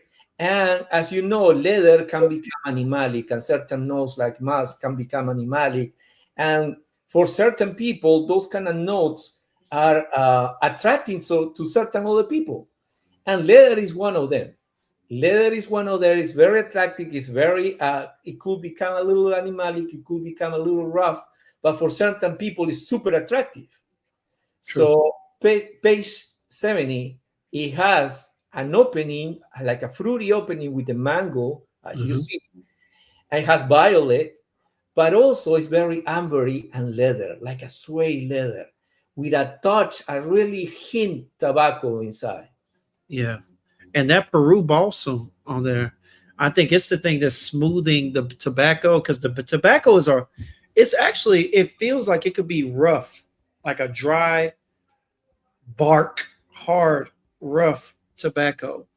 And the From leather, but it feels like that Peru balsam is kind of smoothing it over. from the three, I can tell you that P70 is the most bold. Yeah. It's the most bold one because the opening is like a fruity leather opening. But I'm telling you, you let it rest on your skin, it will become a beautiful leather perfume that is not like a raspberry leather, like a Tuscan leather, for example, Exactly. or the moon, for example, raspberry with roses and leather, and the moon and some other perfume with leather. This is elegant, sensual, it's sleek perfume. It's very smooth. At the opening, probably for so many, no, but trust me, next time, tomorrow, another day, just spray on your skin and let it dry. Just go out, don't spray anything else, and you will tell me later if you really really like it. Because to me, the beauty is not in the opening; it's in the dry down with P70. Definitely. And the one thing that I get in the dry down that I appreciate the most is the cloves and the tobacco. Yeah, The cloves and the tobacco with that little bit of, it's not really sweet, but it's an underlining kind of dry sweetness. It kind of adds to the dryness of the tobacco, but it gives a little sweetness from that vanilla. That clove, that spicy kind of clove tobacco blend, that's part of my favorite, my favorite part of the dry down. Let me say yeah, that. it's beautiful. Believe me. There's two people, one in Argentina. Uh-huh. And the other one was, I believe, in Brazil. It was an Argentina and Brazil. No, Argentina and Uruguay. Uruguay. Okay. Uruguay. Okay. Yeah, and they were asking me for this perfume just because of the leather, just because they love any kind of leather perfume from Sergio. And they were fan of a perfume that we used to have with a collaboration with a motorcycle, a very famous motorcycle company in Italy called MV Agusta, very famous motorcycles. And we discontinued that one, but it was a beautiful iris leather, stunning. This one is hard for me to tell you to go forward. First of all, because I understand many people are not collectors. This is a piece of art for collectors. So I understand that many people will say, "Oh, how can you gonna charge that amount of money?" Well, first of all, yes, I understand the excessive probably for certain people, but believe me, I've been talking with many people on Instagram, on Facebook groups, on my Facebook group. They were praising about this one, especially P70, and they bought it. Like I said to you, one in Argentina and the other one in Uruguay. They bought this perfume. They didn't. Raf, Raf, I'm starting a business account so I can open up a credit line so that I might be able to get two of them. Seriously, just to get two of them. Because look, I'm telling you right now, it's beautiful. It really is, man. The way that this is put together, and I love how some of the notes come out together to form an accord of accords. You know what I'm saying? Like the amber accord, it's dark, deep, resinous. You know what I'm saying? It feels like the amber is, it took a blend, or it took to the Peru balsam because of its darkness, the depth that it's giving, but it kind of overtakes. You get that mango up front, but then immediately you start to get that blend of that dark amber involved in there. But I'm telling you right now, I still get some florals. Of course, it's got to be the violet or the rose. You know what I'm saying? The violet and the rose probably to kind of show its head in the midst of all this dark, somewhat dense, rough notes. You know what I'm saying?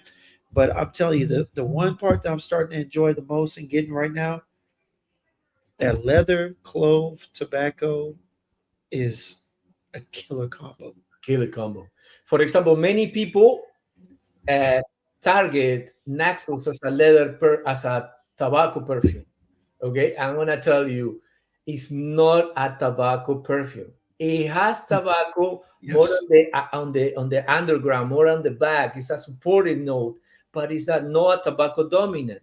If you want tobacco from Xerjoff, P70, one. Yes. Luxor, another one.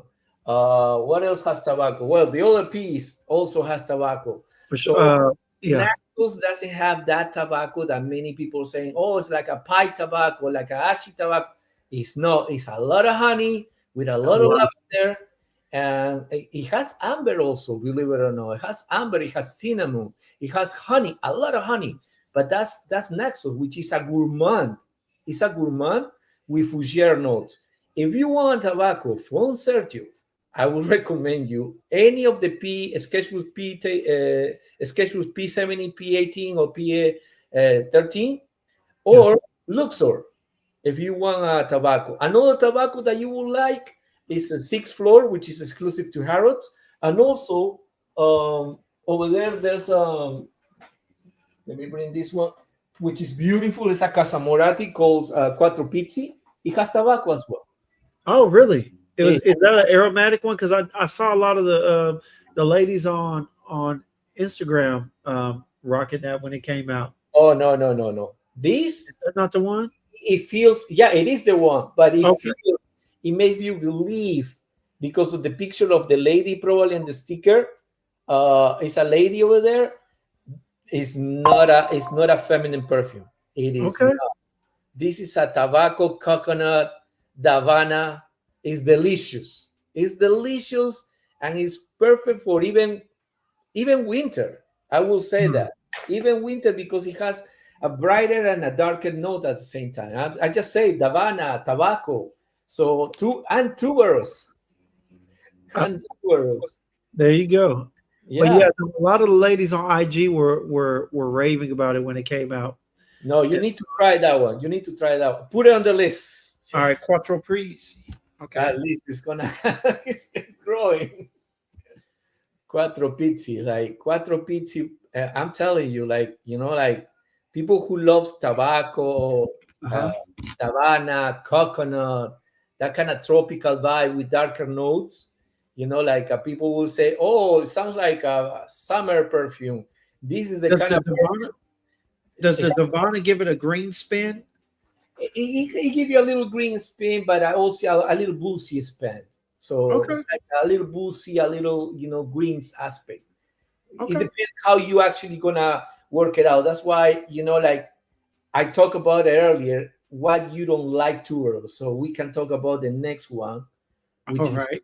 which P you would like to talk about it.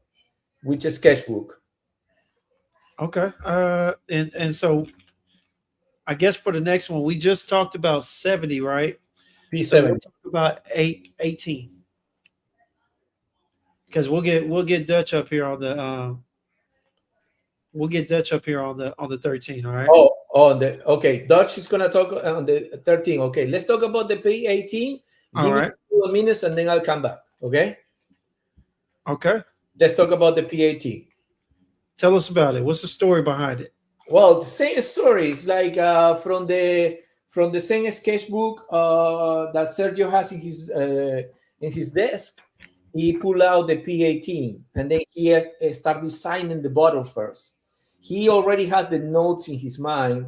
Why? Because when we finish talking about the last one, I will tell you exactly how the story of the creation of the perfume was. Okay, but basically P18 is the page 18 of his sketchbook, and then he started drawing something with I don't know if you can pull the picture of that and also show the color of the the color of the use, which is like the color you gotta be careful. For example, with a white shirt that I'm wearing right now, is dangerous. You shouldn't do that.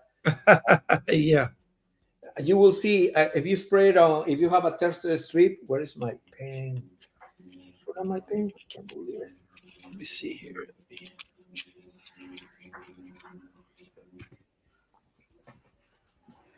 Where did I put my pen? The fuck. Anyways, well, I know about it. I lost my pen. You got it? I got it. I got it. So Okay. P18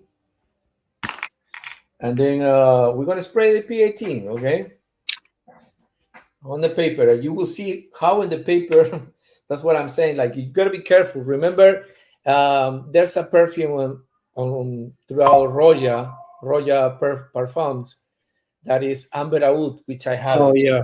To me, like, there's three perfumes that I adore from Roya: the Uh-huh. Amber Oud, the Great Britain, and the Saudi Arabia. Those are my top three Royas, and this one is Amber Oud. Amber Oud, if you can see, the color is also kind of like alike as P18. So you got to be careful when you spray it. If you don't have the crystal version, of course. And Gotcha. with the P18, Sergio, as well, he actually put it. You see the chains over there, right? Uh-huh.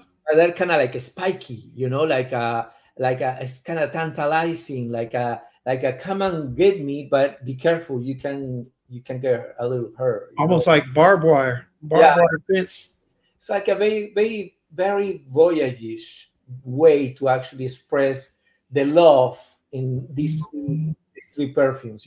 One represents probably the masculine side, the other one could represent the feminine side, and the two make a baby and have another, the one in the middle. Which to me, Okay. P18 is the baby. It's the baby. All right. The baby is the one that is happy as you can feel it. I don't know what kind of notes do you feel when you spray it, but I like to hear your opinion on the P18.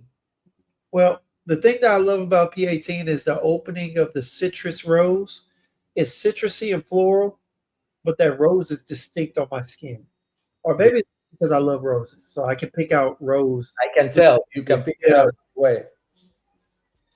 but I get that citrusy opening with a where the violet is giving it kind of a cloak, almost like a cloak of a feeling, kind of like a haziness, kind of toning down the uh, the citrus and rose.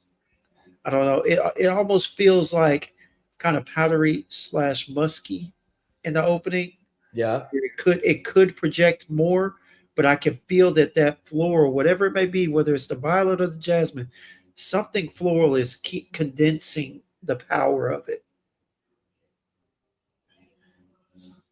Do you feel that it's a little bit powdery and also a little bit like ambery, like a very amber perfume? Like, Yes, that is and it's a sweet amber, y'all. It's a yeah, sweet amber.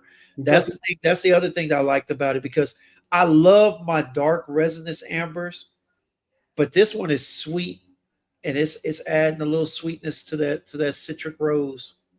yeah, it has that vanilla tonka bean. It's a lot of vanilla tonka bean with amber, like a melting the amber and the tonka bean with vanilla is very amber. Of course, when you actually recreate the amber, you have to use those, right? And, Yes. and the vanilla. So to me, there's a lot of vanilla, a lot of sweetness here, like a melting syrupy, kind of like precisely when we talk about the honey in Naxos. This one, even that it has a little bit of tobacco, it doesn't have the same tobacco that you can perceive on P70, but it Right. has tobacco. It Yeah. does have tobacco, okay, and it has also violet, which is really remarkable in this one than the P70. Even though the P70 has violet and has jasmine, the P70, okay, but this one, the violet is there just as a supporting note as well, okay. Okay. Okay. And that's interesting because you say it has tobacco in there, but it doesn't really explain it on Fragrantica, of course. But Fragrantica lets us down plenty of times. But Uh, most of the Fragrantica writers are my friends. Sandrina is one of my best friends. And I understand, back in the day, I was, like I said to her like, many times, I was in the back, reading on Fragrantica and seeing how many people are going to Fragrantica. I asked him not many times, but I was always kind of like, why you guys cannot control that? Bro, it's impossible to control the internet. It's impossible because If you want to control the internet, you need to have a battalion. You need to have an army of people keep Basically. controlling that. You cannot spend time on that. That's wasting time. If you responded to every single bitter comment or trashing you or whatever it is, you can read critics. You can read criticism, but you Yeah. cannot actually reply back to criticism, because otherwise you're going to show that you have a lot of free time in your life. With that free time, you can make a lot of freaking money. Use that free time for your money, for your loved ones, okay? But Yeah. Fragrantica, as many other brands in the world, cannot control the internet. So you Right. cannot control Fragrantica. Fragrantica, as well as any of us, you as an influencer, James, you are a guider. You guidance people. Doesn't mean that whatever you said is the definitive word. Right. You don't have the last word. Anyone has the last word. The only place that you're gonna find the last word is here. And that's an individual thing. It is. It is with the weather, with the mood, how you eat, your diet, your moisturization of your skin, how you treat your skin, how you wash your clothes. If you're using products without unscented products instead of scented products, things like that. There's many variables. That's how you say it. Yeah, variables. Yeah. That it can not only change the perception of the perfume and the Yeah. pyramid, also it can trick your nose. So the best way is your skin, but use anyone, any influencer, any because there's influencers, and they're like fragrance reviewers, and they're fragrance enthusiasts, and Yeah. also off.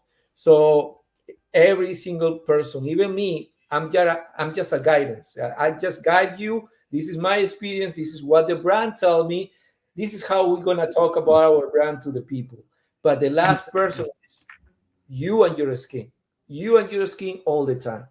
That's So in why we this, always tell people to get it on skin, get your nose on it, because that's important. You know what I'm saying? I can tell you what it does on my skin, but if you don't have the same diet regimen, you know what I'm saying, it could come across as something different. Just like Raf says he gets the tobacco. Me personally, I don't really get much tobacco, but there is thing too, because there's different blends of different notes. You know what I'm saying? Just like I clarified earlier, I specified that there's a dark, deep resinous amber. There's also a sweet, bright amber, like you've got in this one. I don't really get tobacco, but I get a sweet clove. You know what I'm saying? A sweet clove and kind of something a little earthy. That must be the oak moss. But at the same time, they do together as an accord. If they were put together in an accord, they would resemble tobacco. You know what I'm saying? They truly would smell like a type of sweet tobacco. So yeah, you definitely got to get your own nose on it and determine for yourself. But a lot of times, you know, telling you what I smell and calling out notes is cool and everything. You know, it's a blessing that I'm able to specify the notes and the chords I'm able to get. But at the end of the day, the most important thing is you get it on your skin, because I tell you it smells good, and I spray it on you and it can smell like absolute garbage. So yeah, definitely speaking facts on that, Rap. But this right here is simplistically beautiful. Okay. it is. And it's funny because Rico was here earlier, right? And he's a proud owner of one of those bottles. Yes. I believe he got the 100, I believe, of the P18. And on his skin, it lasts like almost the day after. But on his wife's skin, it doesn't last. It lasts only like 8, maybe 6 hours. Yeah, same here. Same here. On my skin, P18 is the one that it lasts less than the P70 and the P13. But on Rico, P13 doesn't last as it lasts on his wife. Yeah. So that's exactly how it goes to show you what we were saying. You know, like no one has the right in perfumery. You cannot actually look. I'm gonna do this, okay? Let me do this. Let me grab P33, okay? Do you see the 85 here? The 90%? No, it's 90% equal as no. Come on, no. You don't see that? You don't see that 93% on there in the air? No. I need to do the how you call it, cataracts. Like I need those eye drops that is gonna make me actually record my Hey, video. and when you get them, hey, put some in a decaf for me and send it to me because I obviously need it too because I'm lacking in that ability. But Yeah, no, no. but I definitely get it. But man, hey, look back. We gonna let those guys have their moment online. You know what I'm saying? But back to this, man. This Xerjoff, all right. This one right here, P18, is something special. Now, this is a sweet, spicy tobacco. All right, base fragrance with some citruses in the top, but a sweet musk in the dry down.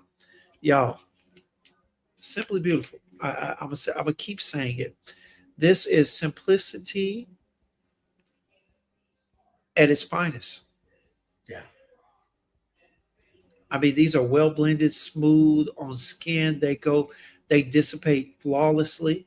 All right, and man, this would definitely be, if not my number one, my number two. I'm still going with 70 for right now because I like those dark resins. It's just a shame that I stay in Texas, so I can't wear it like that.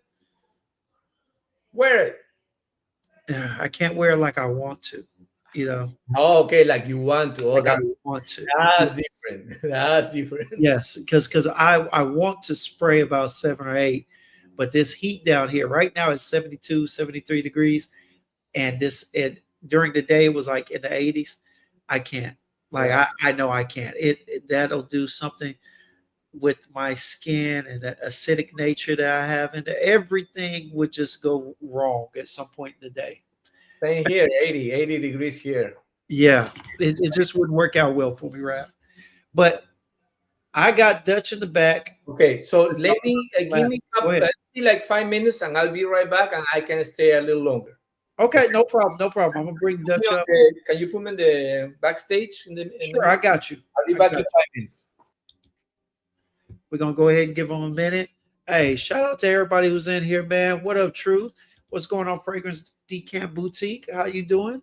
My guy SB, what's going on? And man, hey, this gentleman right here, y'all, True Fit Fragrance. Stay tuned. He's gonna be on the show with us next week on Thursday for my new upcoming, I guess it would be a pilot, but at the same time series I'm trying to do on Thursday nights. It's gonna be TikTok Talk with an L, Dave, not a W. But shout out to my guy Truth. All right, we're gonna be chopping it up with him, seeing what's going on over there in the mean streets of TikTok, and get his taste for fragrances. See what's on his radar. What is he talking about? Because I mean, the fragrance community is bigger than YouTube. It's bigger than IG. And hey, you know what? We blended. You know what I'm saying? This is about to be a blended family. I know y'all have seen that movie with Adam Sandler, Terry Crew, and them. Hey, we blended. You know what I'm saying? But let me go ahead and bring my guy Dutch up. What's going on, Dutch? Yo, What up, man? Oh, don't sound like that. Don't what's get poppin'? sound like I just woke you Nah, up. what's up? What's good, man? Hey, we saved the best for last. We just giving Raph a little break, you know what I'm saying? Before we come back and we discuss that P13, you know? Beautiful fragrance. I was talking about Quattro Pizza. That's one of that and Dulce Amalfi is two of my favorite Pasmaratis. I have not smelt. Wait, no, I take that back. Dolce Amalfi, I have smelt it. Is that the cotton candy one, the really sweet one? Yeah. Okay, yeah. It's not bad. It's a little too sweet for me, but it's good.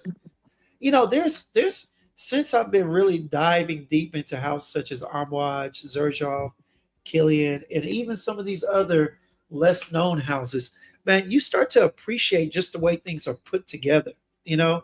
It may Fine. not be something that you can wear. It may not be something that's an easy reach for you, but you can appreciate the way it's put together, especially when you smell other perfumetry that is lacking something. And that's not to say that it's less or that it's not good. It's more or less just saying that when you see something that's put together well, you appreciate it even more. And that's what it's come to, man. I agree. I So yeah. I What's your scent of the day, Dutch? I wore a fragrance called Gypsy Eyes from Memoir Perfumes. I've been kind of going through that set this week. It's like it's basically a rose oud with whiskey. Let's see here. It's pretty good. What is it? Oh, Gypsy Eyes. Gypsy Eyes. All right. It's Let's see. dope. Let's see here. Excuse. Gypsy Eyes. Gypsy. See Gypsy Water, Gypsy Blood, Gypsy Rose. Dang. I don't even have this in forgot to go. Let me take a look in Parfumo. Is what touching Baronda scent bubble? He's talking about Gypsy Eyes. I'm thinking, my God, True said his scent of the day is YSL Baby Cat. All right, baby. Spicy vanilla over there. I got you. Talking about Gypsy Eyes. I mean, it ain't. It's good. It's not. Let's see. It's not. How can I word it? It's not.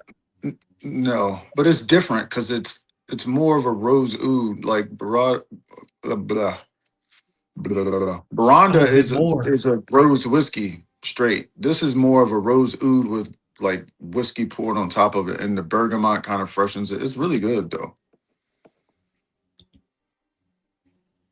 Okay, let me go ahead and pull it up real quick.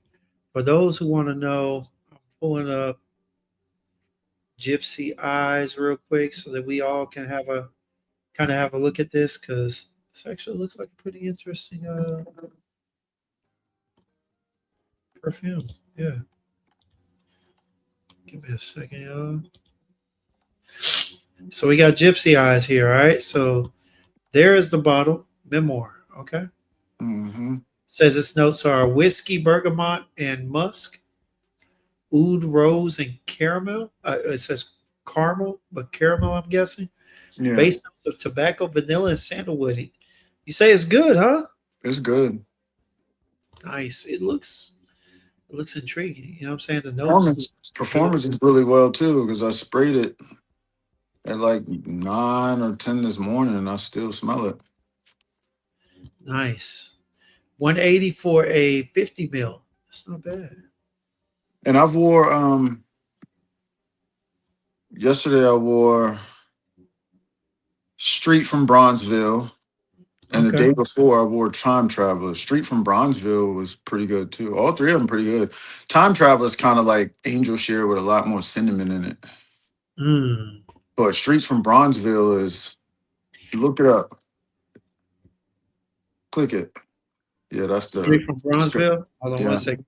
Because I got that. Yeah, I definitely got to get that Discovery set. yeah, that's the one I got too. Yeah. Because that seems interesting. You said Bronzeville, right? Yeah, All right. Let's see real quick. pretty dope. Pretty nice. It's a nice house. Yeah, the oud is pretty good in here. It ain't too overpowering. It blends like the oud and the tobacco kind of blend well together. Streets from Bronzeville is beautiful. Yeah, that's a fact. It was Okay. punching yesterday when I was wearing it. Definitely we're going to get in here. Oh, okay. And so you already saw what SB was clarifying, right? All right. Okay. Dame said Bones talked about Gypsy Eyes on you. And Jason, oh, he talked about Gypsy Eyes on our live last year. Okay. Man, I got to reach back out to Bones, man. I know he'd be busy, but reach back out to that dude, see how things are going, see what any recent comps that he's had and whatnot. All right, I think we got our guy back. All right, Is Jim? I can't hear Jim's talking at all. you can't Can hear y'all me. hear me? You can't hear me right now. Y'all put a one in the chat if you can hear me talking. Yo, I can't hear nothing.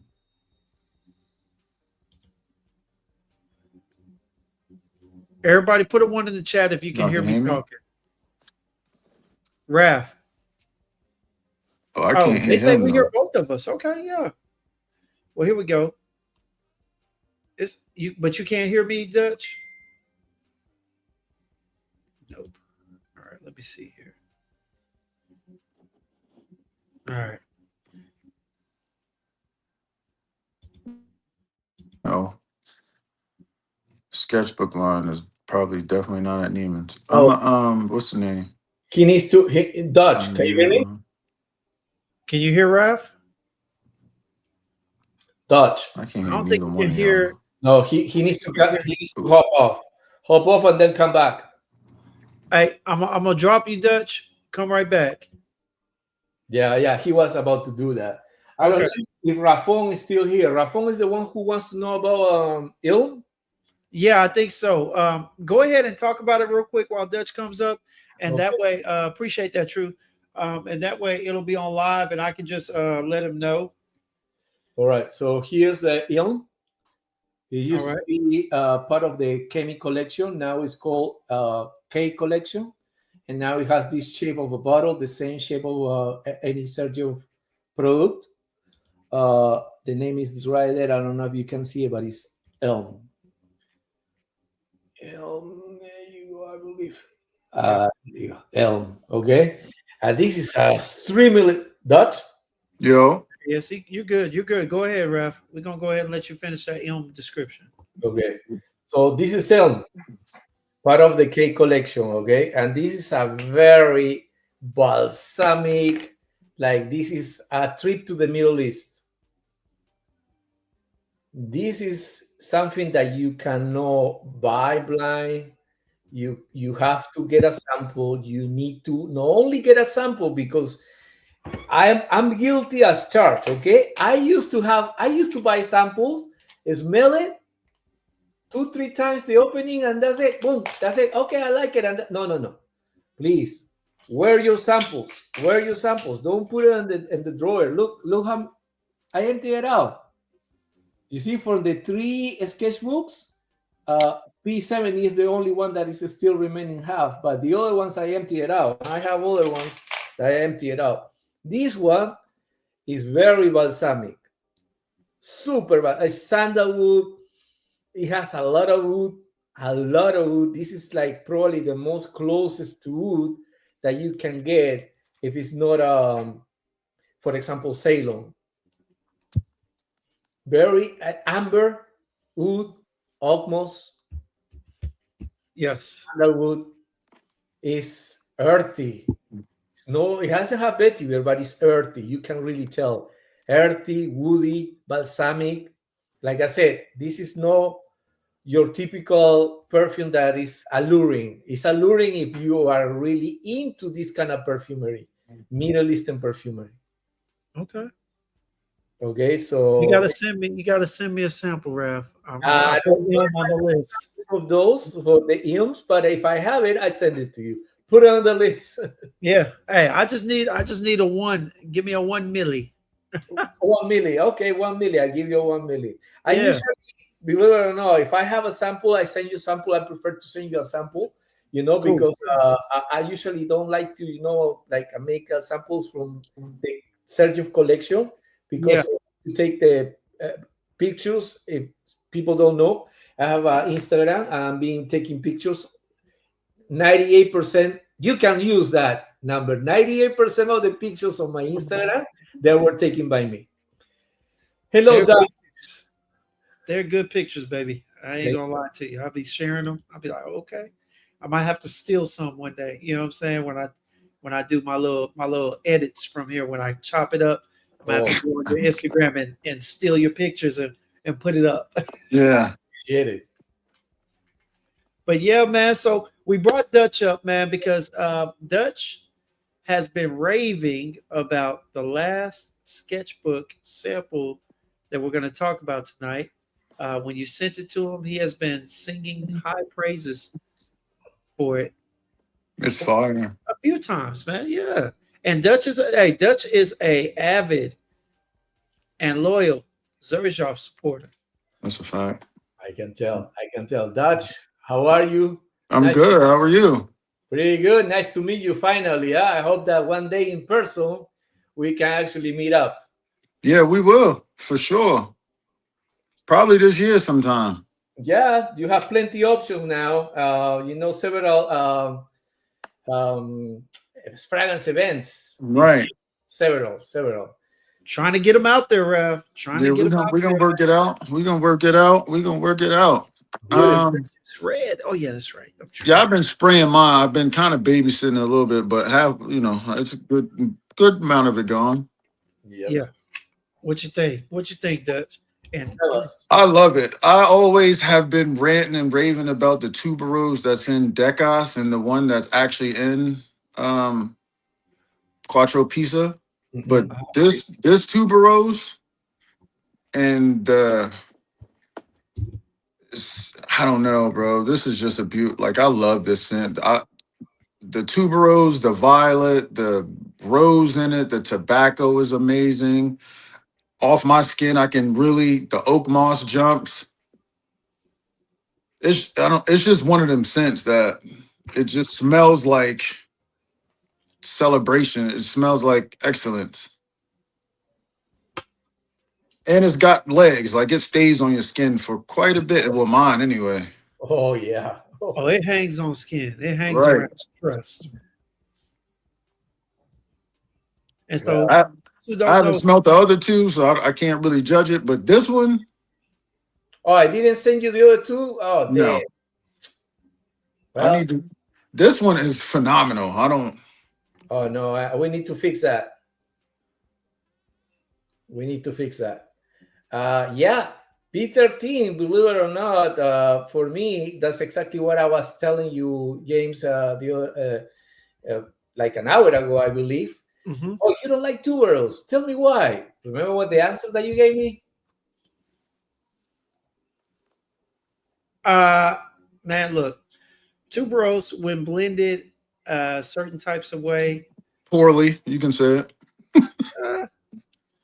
Yeah. If it's blended poorly, and sometimes tuberose is a note that I typically prefer for someone to blend and it play in the background or a supplemental role, Right. as opposed to being the star, because I usually don't like its attributes and fragrances like powdery.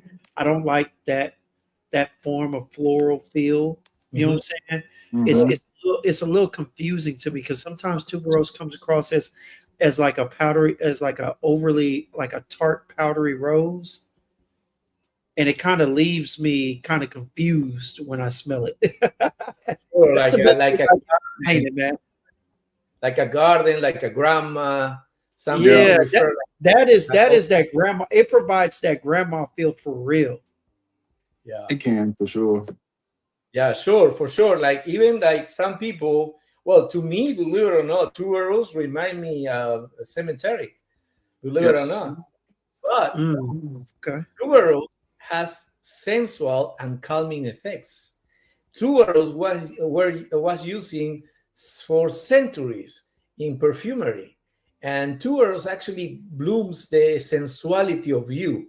But it all depends. Depends if you want to go like a feminine side, or if you want to go lately in the modern perfumery in a masculine and kind of unisex side of making the perfume. So tuberose, when it's utilized with tobacco, tobacco gives a little, like a depth, and it's kind of like taking away or covers that part of like a grandma or garden side, if you want to call it that way. Okay, so the tuberose is not as many other people believe, and also has a perception of tuberose with the tobacco and also the violet in here, it makes it Yes. so tantalizing. Like, for example, you like to do these, James. You like to how you call that series that you do with music when you work Sense and Sounds, baby. Yeah. and sound. Okay, that's exactly what. As soon as I test this perfume P13 back in 2024 in Cannes, Mhm. the very first song that it clinked into my mind was um, Wicked Games. By the weekend. The Oh, okay. weekend. You No, just no, no, you just you just got. Oh. Oh, that's not it. No, yeah, I it was is. about to say Dame about to say Oh, it something in the is. I was chat. gonna, yeah, that's what I was gonna say too. I was gonna say you just got yourself a friend, Raph, because Mhm. Dame is a weekend lover. Yeah, Mhm. but the thing is, like, at the weekend, okay, this is the beautiful part, which I love it. The weekend start getting a lot of like Dua Lipa. They're actually getting their inspiration by the best decade in music history, in my Mm, opinion. The same okay. decade that I grew up, the 80s. So Chris Isaac was the very first person, the very first singer who sang that song. He Mm, wrote that song and he sang that song. And in the way that he sang that song, that's the best tantalizing, the best sensual. Is beautiful, that song. So Wicked Games, if you actually play by Chris Isaac, you will see Mhm. why the weekend appreciate many great songwriters back in the 70s and the 80s. So that's hold what on, I, Raph. because he Wicked truly Game. homage those artists that they were so talented that they're getting forgotten now. Like, many people don't care about it. But lately, I've been seeing, like, for example, another singer is Dua Lipa, that she goes to these people. Right. Hold on one second. You know what? Hey, why not? We're gonna go ahead and Okay? up. Yeah, we're gonna go ahead and play it real quick. We on the side. Here we go. All right. And the video is like, I this know is we'll what be all right. this is what for me P13 smell in my head. Okay. Here we go, y'all. I hope y'all can hear it. We can. It's a classic song. The world was on fire and no one could save me but you. Strange what desire will make Been on that foolish 80s white beater. people do. Back when they didn't need muscle. I never dreamed that I'd meet somebody like you. And I never dreamed that I'd lose somebody like you. No, I don't wanna fall in love. Yes, this is a classic. No, I don't wanna fall in love. All right, I gotta stop it right there. Look, until I heard the chorus, I did not know what song this was. For This has real? been I didn't. I it's been so long since I've heard it. It's been a long time since I've heard it. Seriously. Yeah, But that's a when the classic. moment he said, but I said, oh, I already remember. This used to be on this channel called KVIL Soft Rock. Man, yeah. But that's what's That's a up, rap. classic. That's nice. That's actually a fire comparison, man. If you ever walked in any Abercrombie and Fitch store in the 90s, that song was on complete Yeah, rotation. that's Yeah. another one. Yeah, for sure. So, like, I'm working for the brand, but in this case, I cannot acquire the bottle. I have to buy the bottle because it's a Yeah, unique, and it's only 150 bottles made yeah. each sketchbook, and I have to buy it, and I bought it.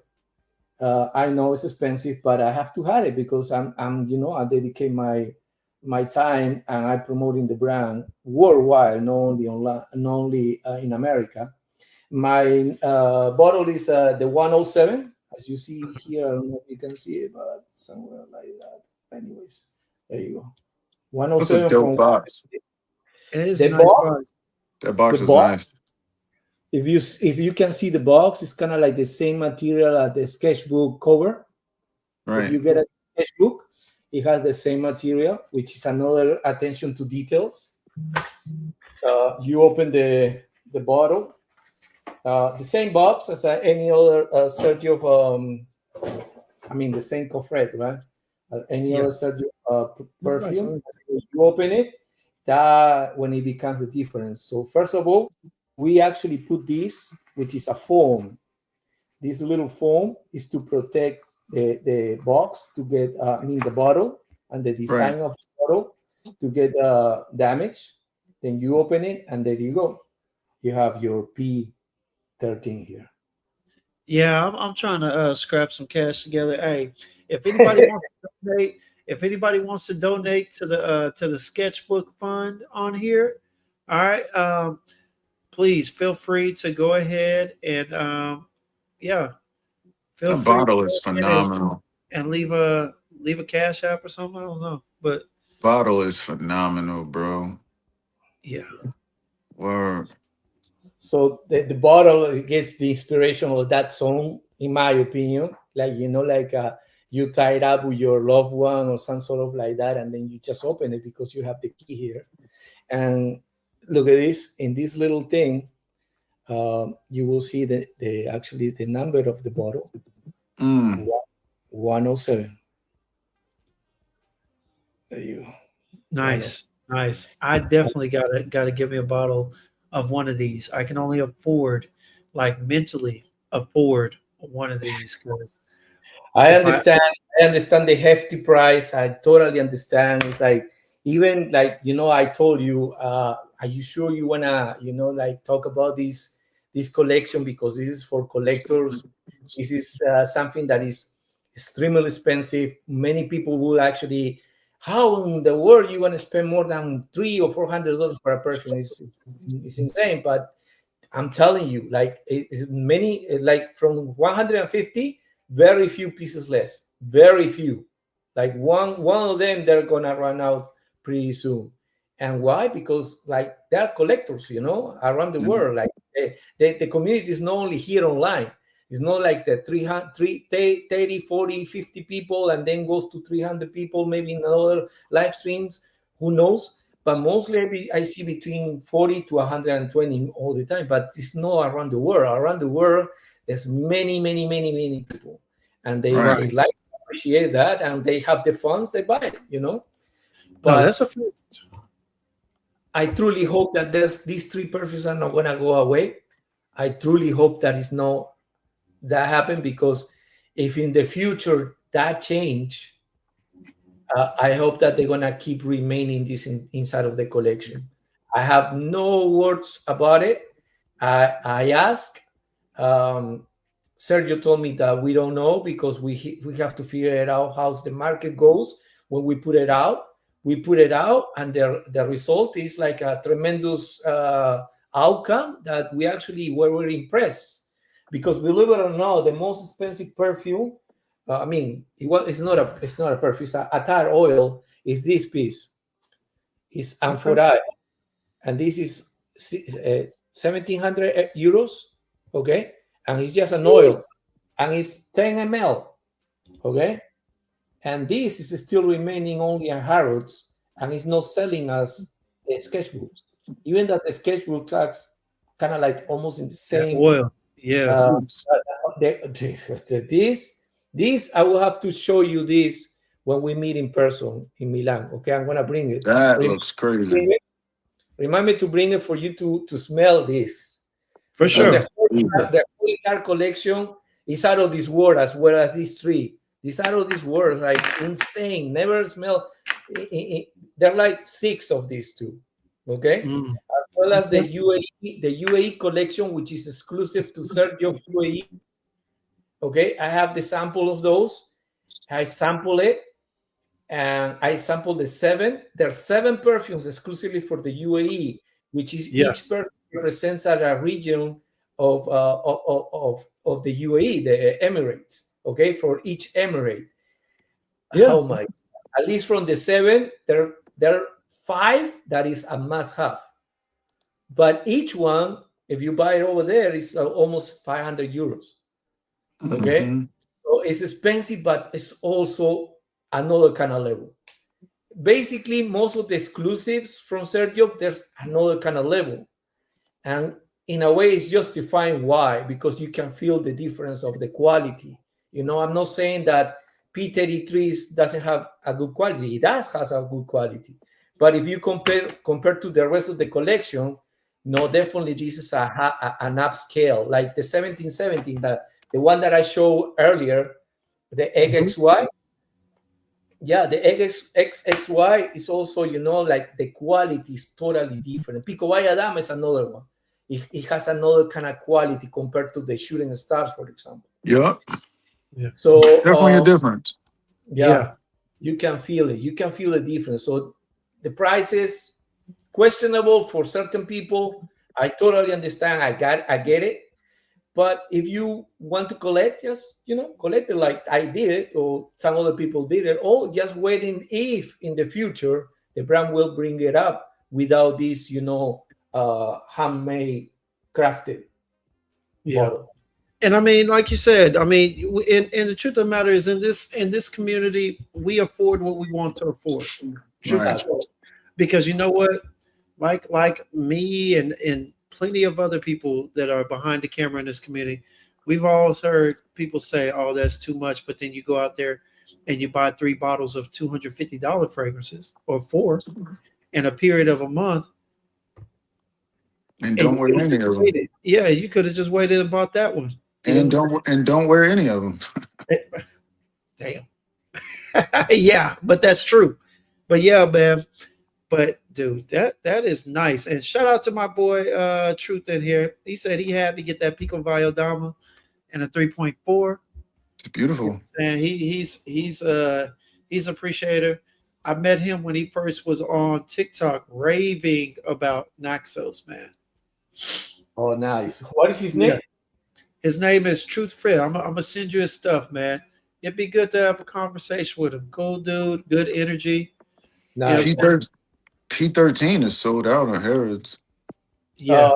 Yeah, it started, like I said, it's pretty soon that they're gonna sold out, and like I said, the outcome was remarkable for being a high price tag, but like in my opinion, business wise, if something works like in these 3 perfume releases, why not make it as probably a 50 ml, 50 ml for everyone, and then people can get it without all these like artistic way to put out the bottles. But we'll see if that happens, but Yeah. I really don't want this collection to go away and get Me it either. because I just give me a little more time. Let me get the one with the handcrafted stuff. Let me go ahead and get my money right. You know what I'm saying? Get my money right and my mind right. Because I know once I get my money right and I pay for it, my mind's gonna go slightly left. So give me a little Right? time to find some strength in both areas, you know. So how you like the P13, James? Because I heard Dutch love it. It's How about you? Man, look, let me go ahead and spray it on skin one more time. One more time. it's too beautiful, bro. Yeah. Look, all 3 of these are beautifully crafted and put together, man. But this one Oh right yeah. here, Let me rewind 30 seconds because I wasn't on here. Well, most people in the community know that I was a Torino 22 fan, right? That's my favorite Torino. right? This 25 kicked that one right out the spot, bro. Wait, so it kicked out. Okay, it kicked out 22, right? Yeah, 25 is my favorite. 25 and 21 are battling for me, even though they're different profiles of blue, salty citrus fragrance. Right. They're battling for the number 1 spot right now. And I'm saying that mainly the reason why I'm putting 25 up there is because kind of like the same reason why I'm choosing Ensoleil, Mhm. because bro, I No have doubt. had a distaste for rhubarb for so long. I have literally found ways to avoid rhubarb noted fragrances.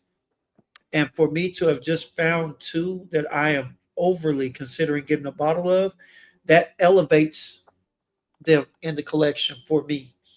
Because if you can take something that I literally have disliked, had a disgust for at times, and you can basically put that in and create a fragrance that's still, in a sense, it's not rhubarb forwarded, but its presence in the fragrance is consistent and strong. Dude, I'm putting it up there. So right now, out of the Torino line, I'm putting 21 and 25 together. They're my top two, hands down. Yeah, 25 and 22. 25, the rhubarb is phenomenal, right? But how Raph was saying earlier, on my skin, the rhubarb ginger grapefruit mix. I don't know what I don't know. It's phenomenal. Like Yeah. it wasn't even like a debate for me. Like I smelled it when it first came, and then I waited like a week or something, and then I sprayed it on my skin and wore it, and I was like, oh yeah, this is clearly the best one to me they made. Now 24, I still need to kind of play with. I haven't really lived with it that long, but because I'm 23 kind of threw me off. I probably need to re-smell that one too. But 24, I haven't really sat with like that. I know I got plum in it, so I need to smell that a little bit more. But I 25 want to, is phenomenal. Raph, eventually we're going to have a Torino stream, man. We're going to have a Torino stream at some point Oh, because okay. that All right. line is nice. But let me talk about this 13, y'all. Look, this is a beautiful fragrance, all right? Now, the thing that I like about this is that it does well with the tuberose. The tuberose is playing kind of like it's part of the a pyramid for the rose, right? So you know how you have the cheerleaders and whatnot, you have the supporting girls at the bottom.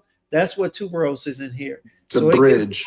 exactly, and it supports that rose and the florals connection. But the thing that I like most about this about the tuberose is that it actually was blended the way it is playing along on my skin with the clove is what I Phenomenal. really like. That clove and the tuberose are the bridge between the dry down, all right, and the opening.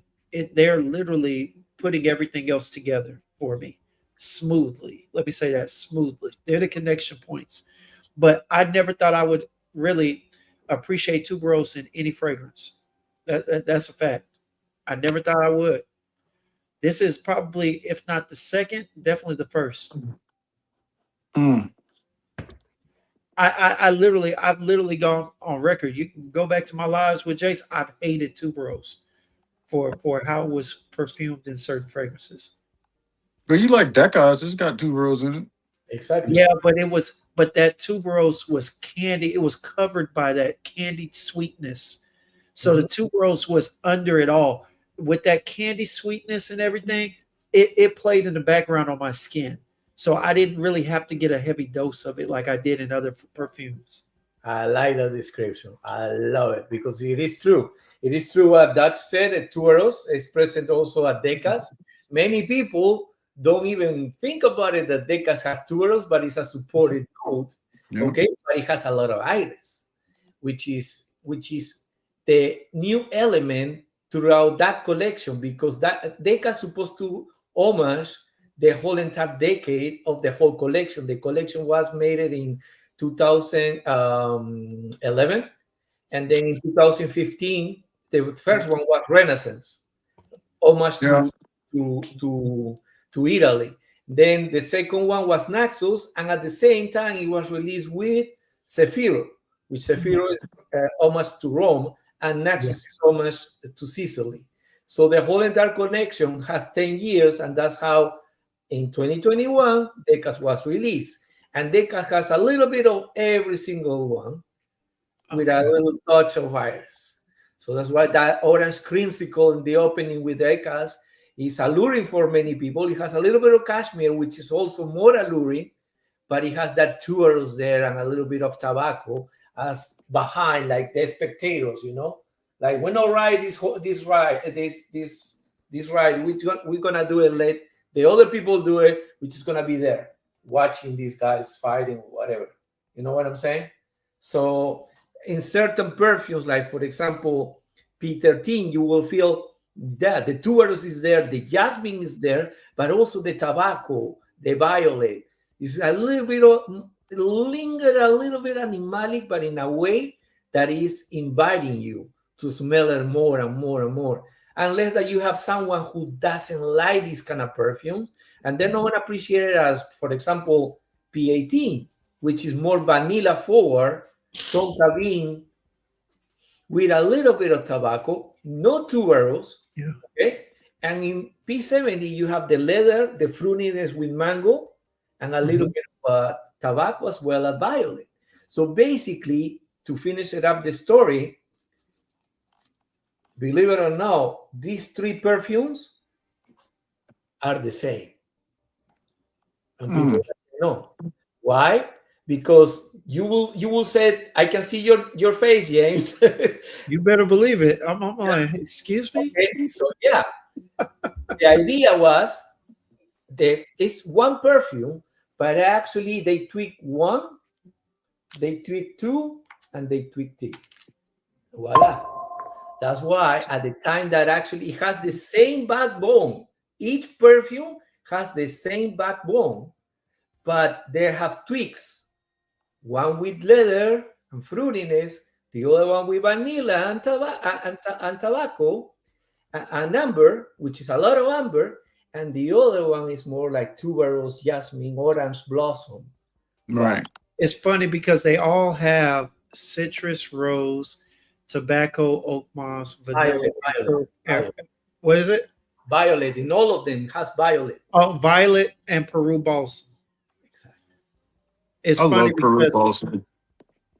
he's not lying though. I'm looking at these and I'm scrolling through the other ones, and I'm just looking at them and I'm like, bro, they really do have like the same like six notes in there, and pretty much all of them. I'm gonna show you one collection that it has the same idea. Coffee Break. Yeah.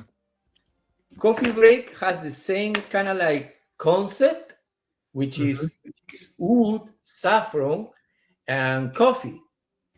But each perfume has tweaks. One has cardamom, the other one has more citrus in the mocha one, and in the Dala you will have the hazelnut coffee vibe. You see what I'm saying? So it's the same concept. It's one perfume, but it's divided by three with different tweaks. And that's, you can call it luxury niche perfumery. That's an underrated line. That line is great.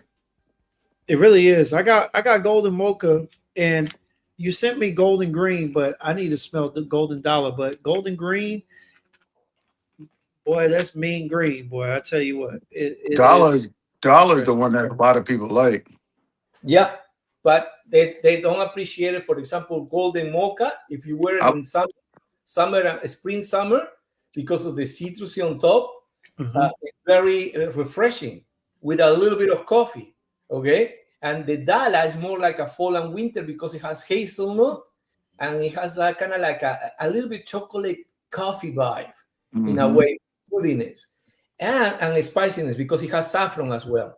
But on the golden green, the cardamom is the key, and it's a green cardamom that is blooming from on top of them.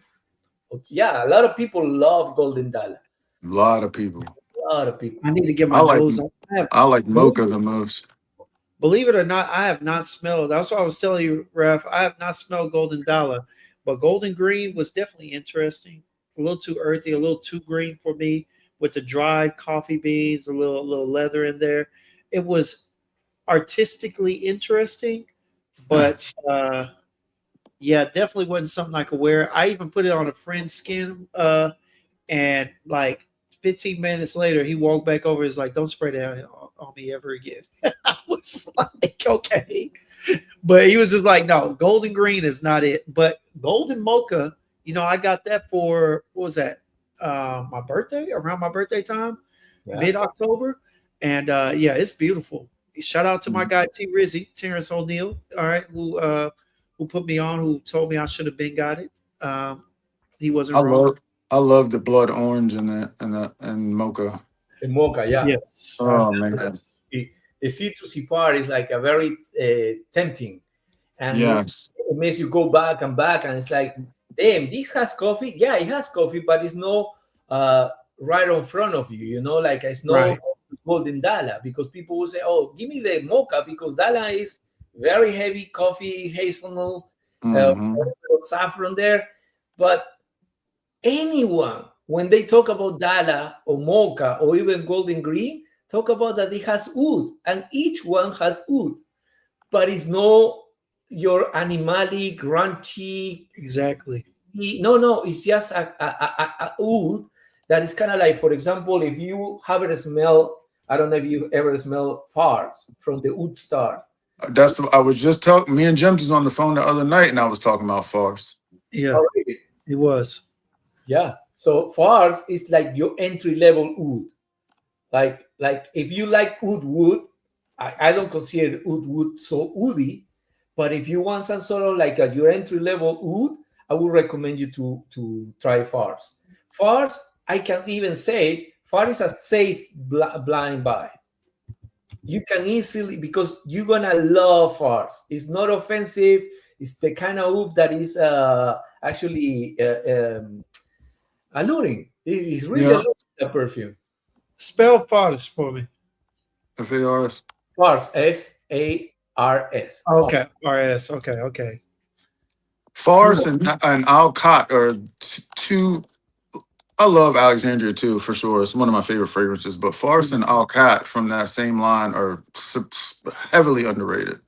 Yeah, well, some people don't like a cat. Some people don't like Mangluk. Some people don't like Ceylon or Malaysia. I understand, but trust me, when I smell Malaysia and Mangluk, I will never forget. No, it was Ceylon and Mangluk. Yeah. Yeah. Ceylon. No, Ceylon and Malaysia in 2017. And before, in 2016, I tried Alcat,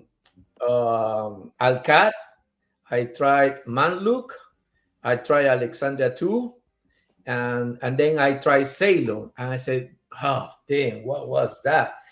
Brother, in 2018, 19, I fell in love with those perfumes. Why? Because my nose started getting like completely adapted to new molecules, notes that I never ever put a test on my skin or even on my nose on it.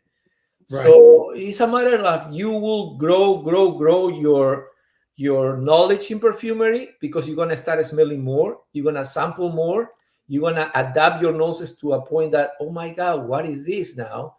I always hate it. I saw many people since 2015 saying that they hate it, and the word use the word hate to a perfume, to a water, a smelly water. It's kind of like exaggeration, right? But Right. like, okay, you dislike the perfume, but if you go back after smelling several other perfumes on the market, go back and you will say, "Damn, I was kind of wrong." No, you mature. Like everybody evolved. You just evolve.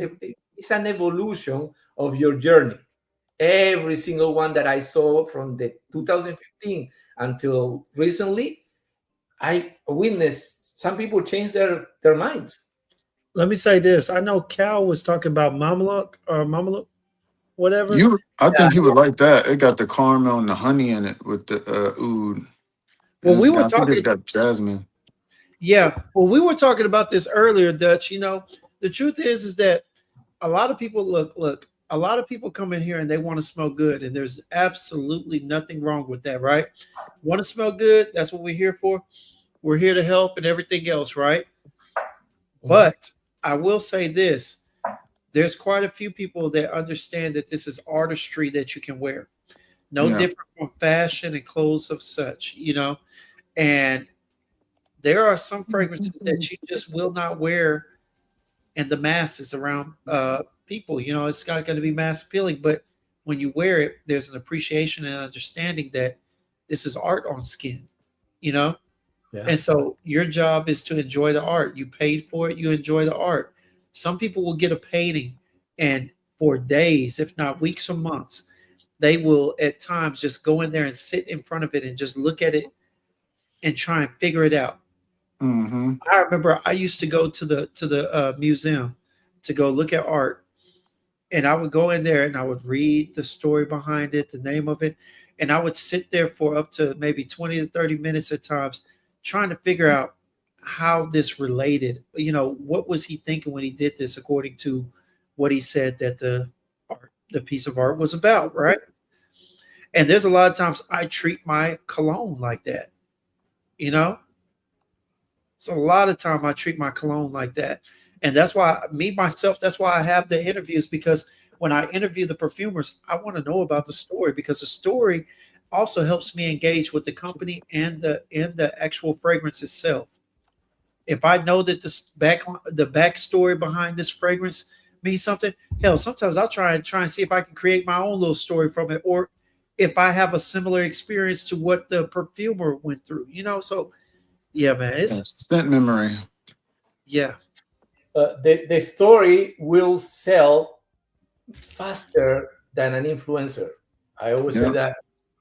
Why? Because at the end of the day, the perfume will sell itself. But if it has a story, it will catch more attention. You know. So my kind of work online is to actually tell influencers like, hey, would you like to know about the story behind this perfume? Maybe you will understand what is happening behind this creation. So I said, like, who's that guy? So it's a president or something, like I don't know. Okay. Anyways, so the influencer will actually understand. Is crazy. Yeah, we understand exactly what's going on, how the perfume was created. It will make me more attractive to them, you know. But Yeah. if you truly don't want to get to know about the perfume, you're just gonna go for the ones that are actually they're easy to actually promote, you know, because it's more appealing. It's more like you're not gonna study the perfume to wear it, because that makes me niche, especially luxury niche. It makes you feel that you need to study the perfume to wear it, you know. But Yeah. but not like that if you actually start getting to know more niche perfumery and indie perfumery, because indie perfumery also has a lot of stories. Indie perfumery, for the most of the brands that I know and the brand owners, they started like us, like a frackhead, you know, like they want Mm-hmm. to take perfume and start collecting perfumes to a point that they start buying oils and they Yeah. start together and start being a self perfumers. So yeah, there's a story behind that. Probably some people will, appreciate it. And James give us the opportunity to actually talk in his platform. Thank God. Which is a ode to great art, right? When people buy paintings, it's the story behind the painting. When we hear artistry in music, we love the song. When you hear the artist go in depth of how they got to the song, what was going on in their life at a particular time, or whatever experience they pull from, it makes the song that much more rich. Same Indeed. thing. It's art. That's the beauty of art. It's a story behind art. it's just that there's a corner of the community that, and I say corner, but there's a piece of the community that takes it for artistry, for the artistry that it truly is. Right. But you know, there's a overwhelmingly growing piece of the community that just wants to smell good. You know, simple as that. And again, there's nothing wrong with either side, but for those enjoying the artistry, you know, this is what we're talking about. This is what these conversations are for. You know, Yes, exactly. For example, one story is like what I said to you before. You know, your channel, your platform can be one of those channels. For example, if you go to YouTube, there's a bunch of channels that they dedicated to actually interview musicians. So there's Mhm. a couple of stories that it actually caught my attention in the last 4 or 5 years, because uh-huh. I never knew about the story of certain songs. For example, Michael Jackson songs.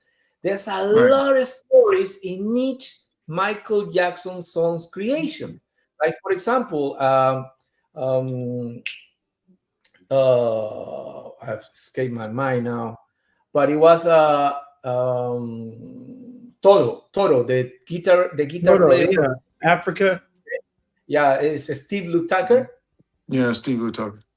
Yeah, he was the one with the guitar from some of the Nature. What is the song from Michael Jackson? Nature. Human Oh, Nature. Human Nature. Yeah, he's the one behind that. What other one? Van Halen, Eddie Van Halen. Yeah. He actually hide that he has to work with Michael Jackson because actually, what is the name of the producer? Oh, dang! Quincy Jones. Quincy Jones. Quincy Jones. Yeah, Quincy Jones called Eddie Van Halen and said, like, listen, I want to talk to you. I want to work with you. And then he hung up. And the third time, hey, don't hang up on me. I'm really Quincy Jones. Do you know about that story? Yeah, I've heard that story. Dutch probably does. Dutch is an avid. He's a historian for music in a sense. Yeah, and then actually Eddie went there, and then he actually changed the whole entire song. And he was kind of like, I hope that you're not gonna get mad at me, Michael. And he said, yeah. And then when he heard the song and the changes that he made, he was like, oh my God, thank you so much. He was like melted. Yeah. Exactly. So do you know about that story? Many people don't know, but now thanks to YouTube, everybody who loves music knows those stories. That's exactly can happen with perfumery.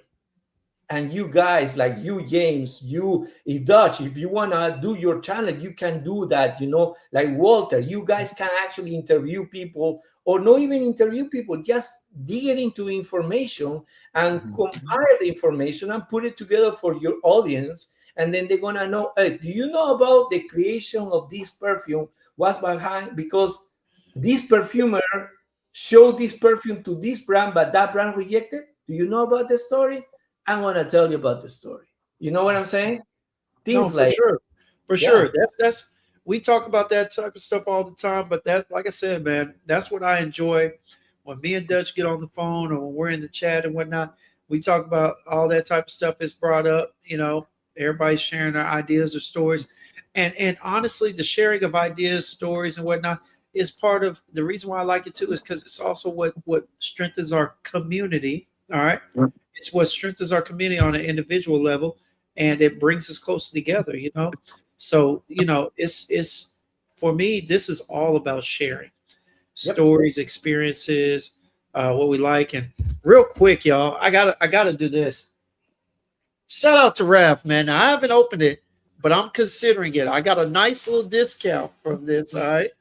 But I know it hasn't been long, but I'm really thinking about opening this and then auctioning off. And then probably doing a giveaway for the 10 mil or 15 mil in here. But yeah, I couldn't help myself. I had some coupons, I had a deal, and a friend that worked there. And your boy went and copped that. Oh, the Dolce & Gabbana. Yes, the new parfum. Raph put the battery in my back because he said he went and got it. He got it for a discount. I was like, well, let me see if I can get a discount somehow, somewhere. So I started sending out random text messages and Happy New Year's to people. And lo and behold, I ran into somebody that had a discount. So nice. Yeah. So I'm considering opening it this week, but I'm not sure yet. But Hey, while I was Scent Bubble, Apollonia is, he said his first introduction to Xerjoff was Apollonia, which is a beautiful fragrance. The iris butter, that iris butter and the florals in there is phenomenal. And there's a story. Huh? Go ahead, There's Dutch. There's a story behind Apollonia. Go ahead, Dutch. I'm sorry. No, I was just saying I like the bottle too. Let me say cool this. Bottle. Apollonia is a pretty bottle. It is a beautiful scent that I myself cannot wear. I can't wear it. It's not for me. But let me tell you something. Raph, do you listen to Prince's music? The artist formerly known as Prince? Of course, I grew up with Prince. Okay, okay. If you listen to okay, hey, I gotta ask. All right, do you remember Apollonia? Yeah, of course. Apollonia, yeah. What? It's a bit corny in a sense, but at the same time, I smelt that and I thought about her. Really? It gets you to your mind, like, oh, because of her, like, come on. Just the way that I figured that a woman like her from all the movies, and I say all of them, but from the 3 movies that I saw her in, yeah, and the way she held herself both on stage, you know, as a performing artist and as an actress, yeah, I was like, maybe it was me convincing myself, but maybe it was relating the name and whatnot. But this, he was. That's what plays into my mind every time I see it. Yeah, the association of memories. That's exactly what community does, bro. And I understand. Well, Prince held many artists, right? Small artists that in the 80s become a little bit, you know, a little bit on the platform, like getting a little popular back then. I remember that he held many. This is Apollonia, and Apollonia has a story pretty quick, okay? Yeah, please. This is dedicated to the 50-year anniversary of the Man, Land, and the Moon. Okay? Right. But believe it or not, behind this perfume was an actress. An actress. An actress, huh? Yeah. Okay. So the actress is very famous in UK, and it became more famous when she married a very famous musician. That musician is Brian May. Oh. Yeah. Is who? Brian May, guitar player from Queen. From Queen. And No way. This is his perfume. Save Me. This is Brian May's perfume. Oh, that makes sense. Ryan Mays was the blonde one, right? He was the blonde-haired guy, right? Yeah, He had white. No, he had white hair. Like a Oh white. yeah, white. Okay, white. Okay, it was bleached, right? Yeah, I got you. He more like a, you know, like a very like the fro. The fro, Yeah. That's what I was thinking. I forgot. Okay, yeah. His That's wife, crazy. His wife, Anita Dobson. That makes a lot of sense. Why? Because if you go to Brian May's Instagram, you will see that he is very advocate to preserve these 2 animals. It's like badgers and castors, I believe. No, foxes and badgers. Okay. Yeah. Okay. But also, he's a huge fanatic of the cosmos. He loved to actually watch the moon, the stars, the constellations. So his wife, Anita Dobson, also likes the constellations, and they are advocate to help people with that in UK. And that's why they actually collaborate with her without being announced. And they created this perfume in honor to the 50-year anniversary to the Man on the Moon. And that's nice. Why the name Apple for Apollo 11. Apollo. Yeah, Apollonia. All right, that's a bet, man. That's nice. And take a look. I don't know if you can really see it, but that's the years, the 50-year anniversary. So I can't make them out, but I could see see where they were on there. 1969. Yeah. To 2019. Yeah. Nice. 50th anniversary. That's nice. Nice, isn't it? It is. Hey, like I said, man, look, Xerjoff is one of those brands where there's been times like Apollonia, it's not for me. But that bottle's for everybody. All right. Have you smelled Save Me? I have not. And I'm curious because I'm seeing a lot of yellow florals, I'm curious to smell it because I'm looking at it right now. First of all, it has 3 florals that I am not partial to. Got tuberose in it for sure. Mimosa, tuberose, and ylang ylang, and they're all in the mid. So I'm gonna get a good dose of them. Don't it got chamomile in it too? Yeah. But I'm okay. I've only smelled it once briefly. I ain't like never sat with it. I smelled it before though. All right, we're gonna fix that. Put it on the list. Because Yeah. Save Me become another very forgotten perfume. And it's beautiful. I don't want to say something more because if you like to talk about it next time, we'll talk about it. It's Yeah. not for everyone. Definitely, you need to have that kind of like appreciation for this kind of perfumery. But yeah, the Yandra is no appealing. I like it, but I understand why people will know, praise about it like Naxos, Servapura, Torino 21, things like that. I mean, it's using notes that are particular to most people. They're into fragrances. Some of these notes in the chords are particular to certain people's noses. Well, I just mentioned to you that this is actually to in collaboration with Brian's May Foundation, which Mhm. is called Save Me. That's the name of the. That's why the name Save Me is his foundation in UK to preserve the badgers, the foxes. Okay, and it has to be related to the forest. So Right. I don't want to say anything else until you guys smell it. But like I said, every get single Sergio has a story to begin with, and then they ended up with the perfume because the story will lead you to create a perfume. Right. No, that's a bad, man. Well, hey, gents, I do appreciate y'all for coming out, man. It's been a hell of a night.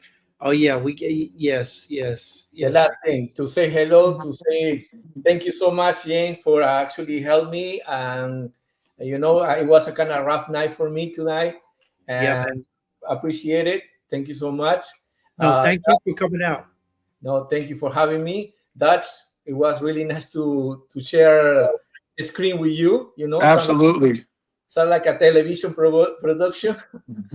So That is what I'm waiting to smell. That me too. Hey, because he sold Yeah. it up. He sold it to me on the second time we went live. What was that? The second time we went on here? Yeah, you sold me on that when you were telling us about the new ones. Between that and the UAEs, I'm gonna find somewhere. I'm gonna go somewhere and get my nose on those UAEs. I'm Yo, curious. those UAEs, those bottles, like the way that they colored them looks so dope. The green, white, and red, how them joints look dope. Look, for anybody who's wondering, man, I'm telling you, yeah, we know you didn't use that up, man. But hey, anybody who's wondering, Xerjoff, I told you it's top 3 house to get into just for the bottles. I was wearing this perfume when Sergio presented in Cannes last year. Oh, that's right, you did. The name of the perfume called Gideon. It's an asteroid that it lands in Namibia, and that's hence of the name Gideon. Okay, and this perfume was my scent of the night. That night for the party. I'm telling you, many people ask me, "What you wearing? What you wearing? What you wearing? Oh, you gonna smell it later. You gonna smell it later." And then when he finished the whole speech, he asked me, "It was that one? No, it was not this one. No, it was Gideon."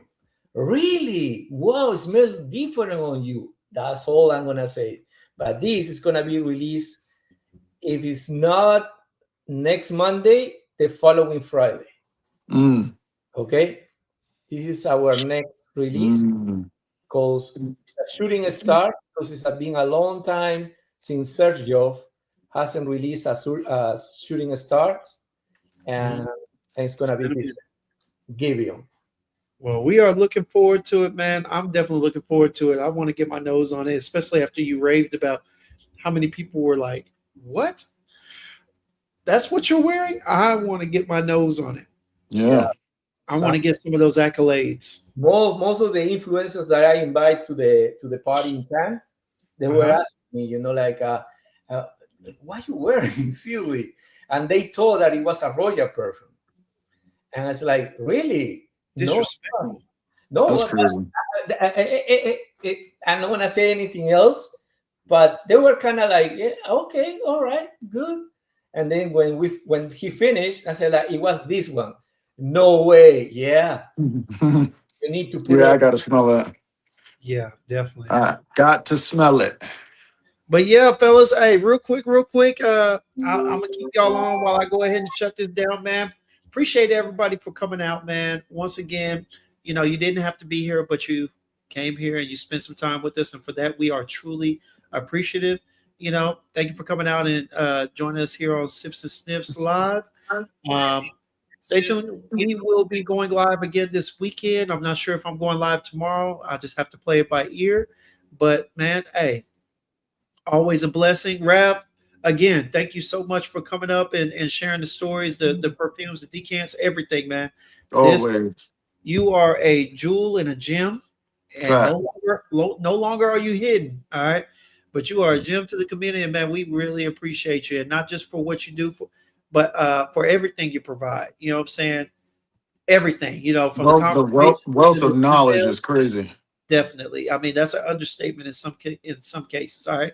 So appreciate you for coming up, Dutch. As always, man, you starting to be the fourth horseman. You know what I'm saying? Especially since we had to kick Jason and Kroom out temporarily. crazy. But, you know what I'm saying? Excuse me. Man, appreciate y'all for coming out again. Hey, and with that being said, let every sip be a sip of inspiration and every sniff lead to a new discovery. Thank y'all so much again for spending some time with us. Y'all have a blessed evening. Hey, Raph, Dutch, just give me a second. Let me go ahead and put y'all in the back and we'll go from there. All right. I'll be right there.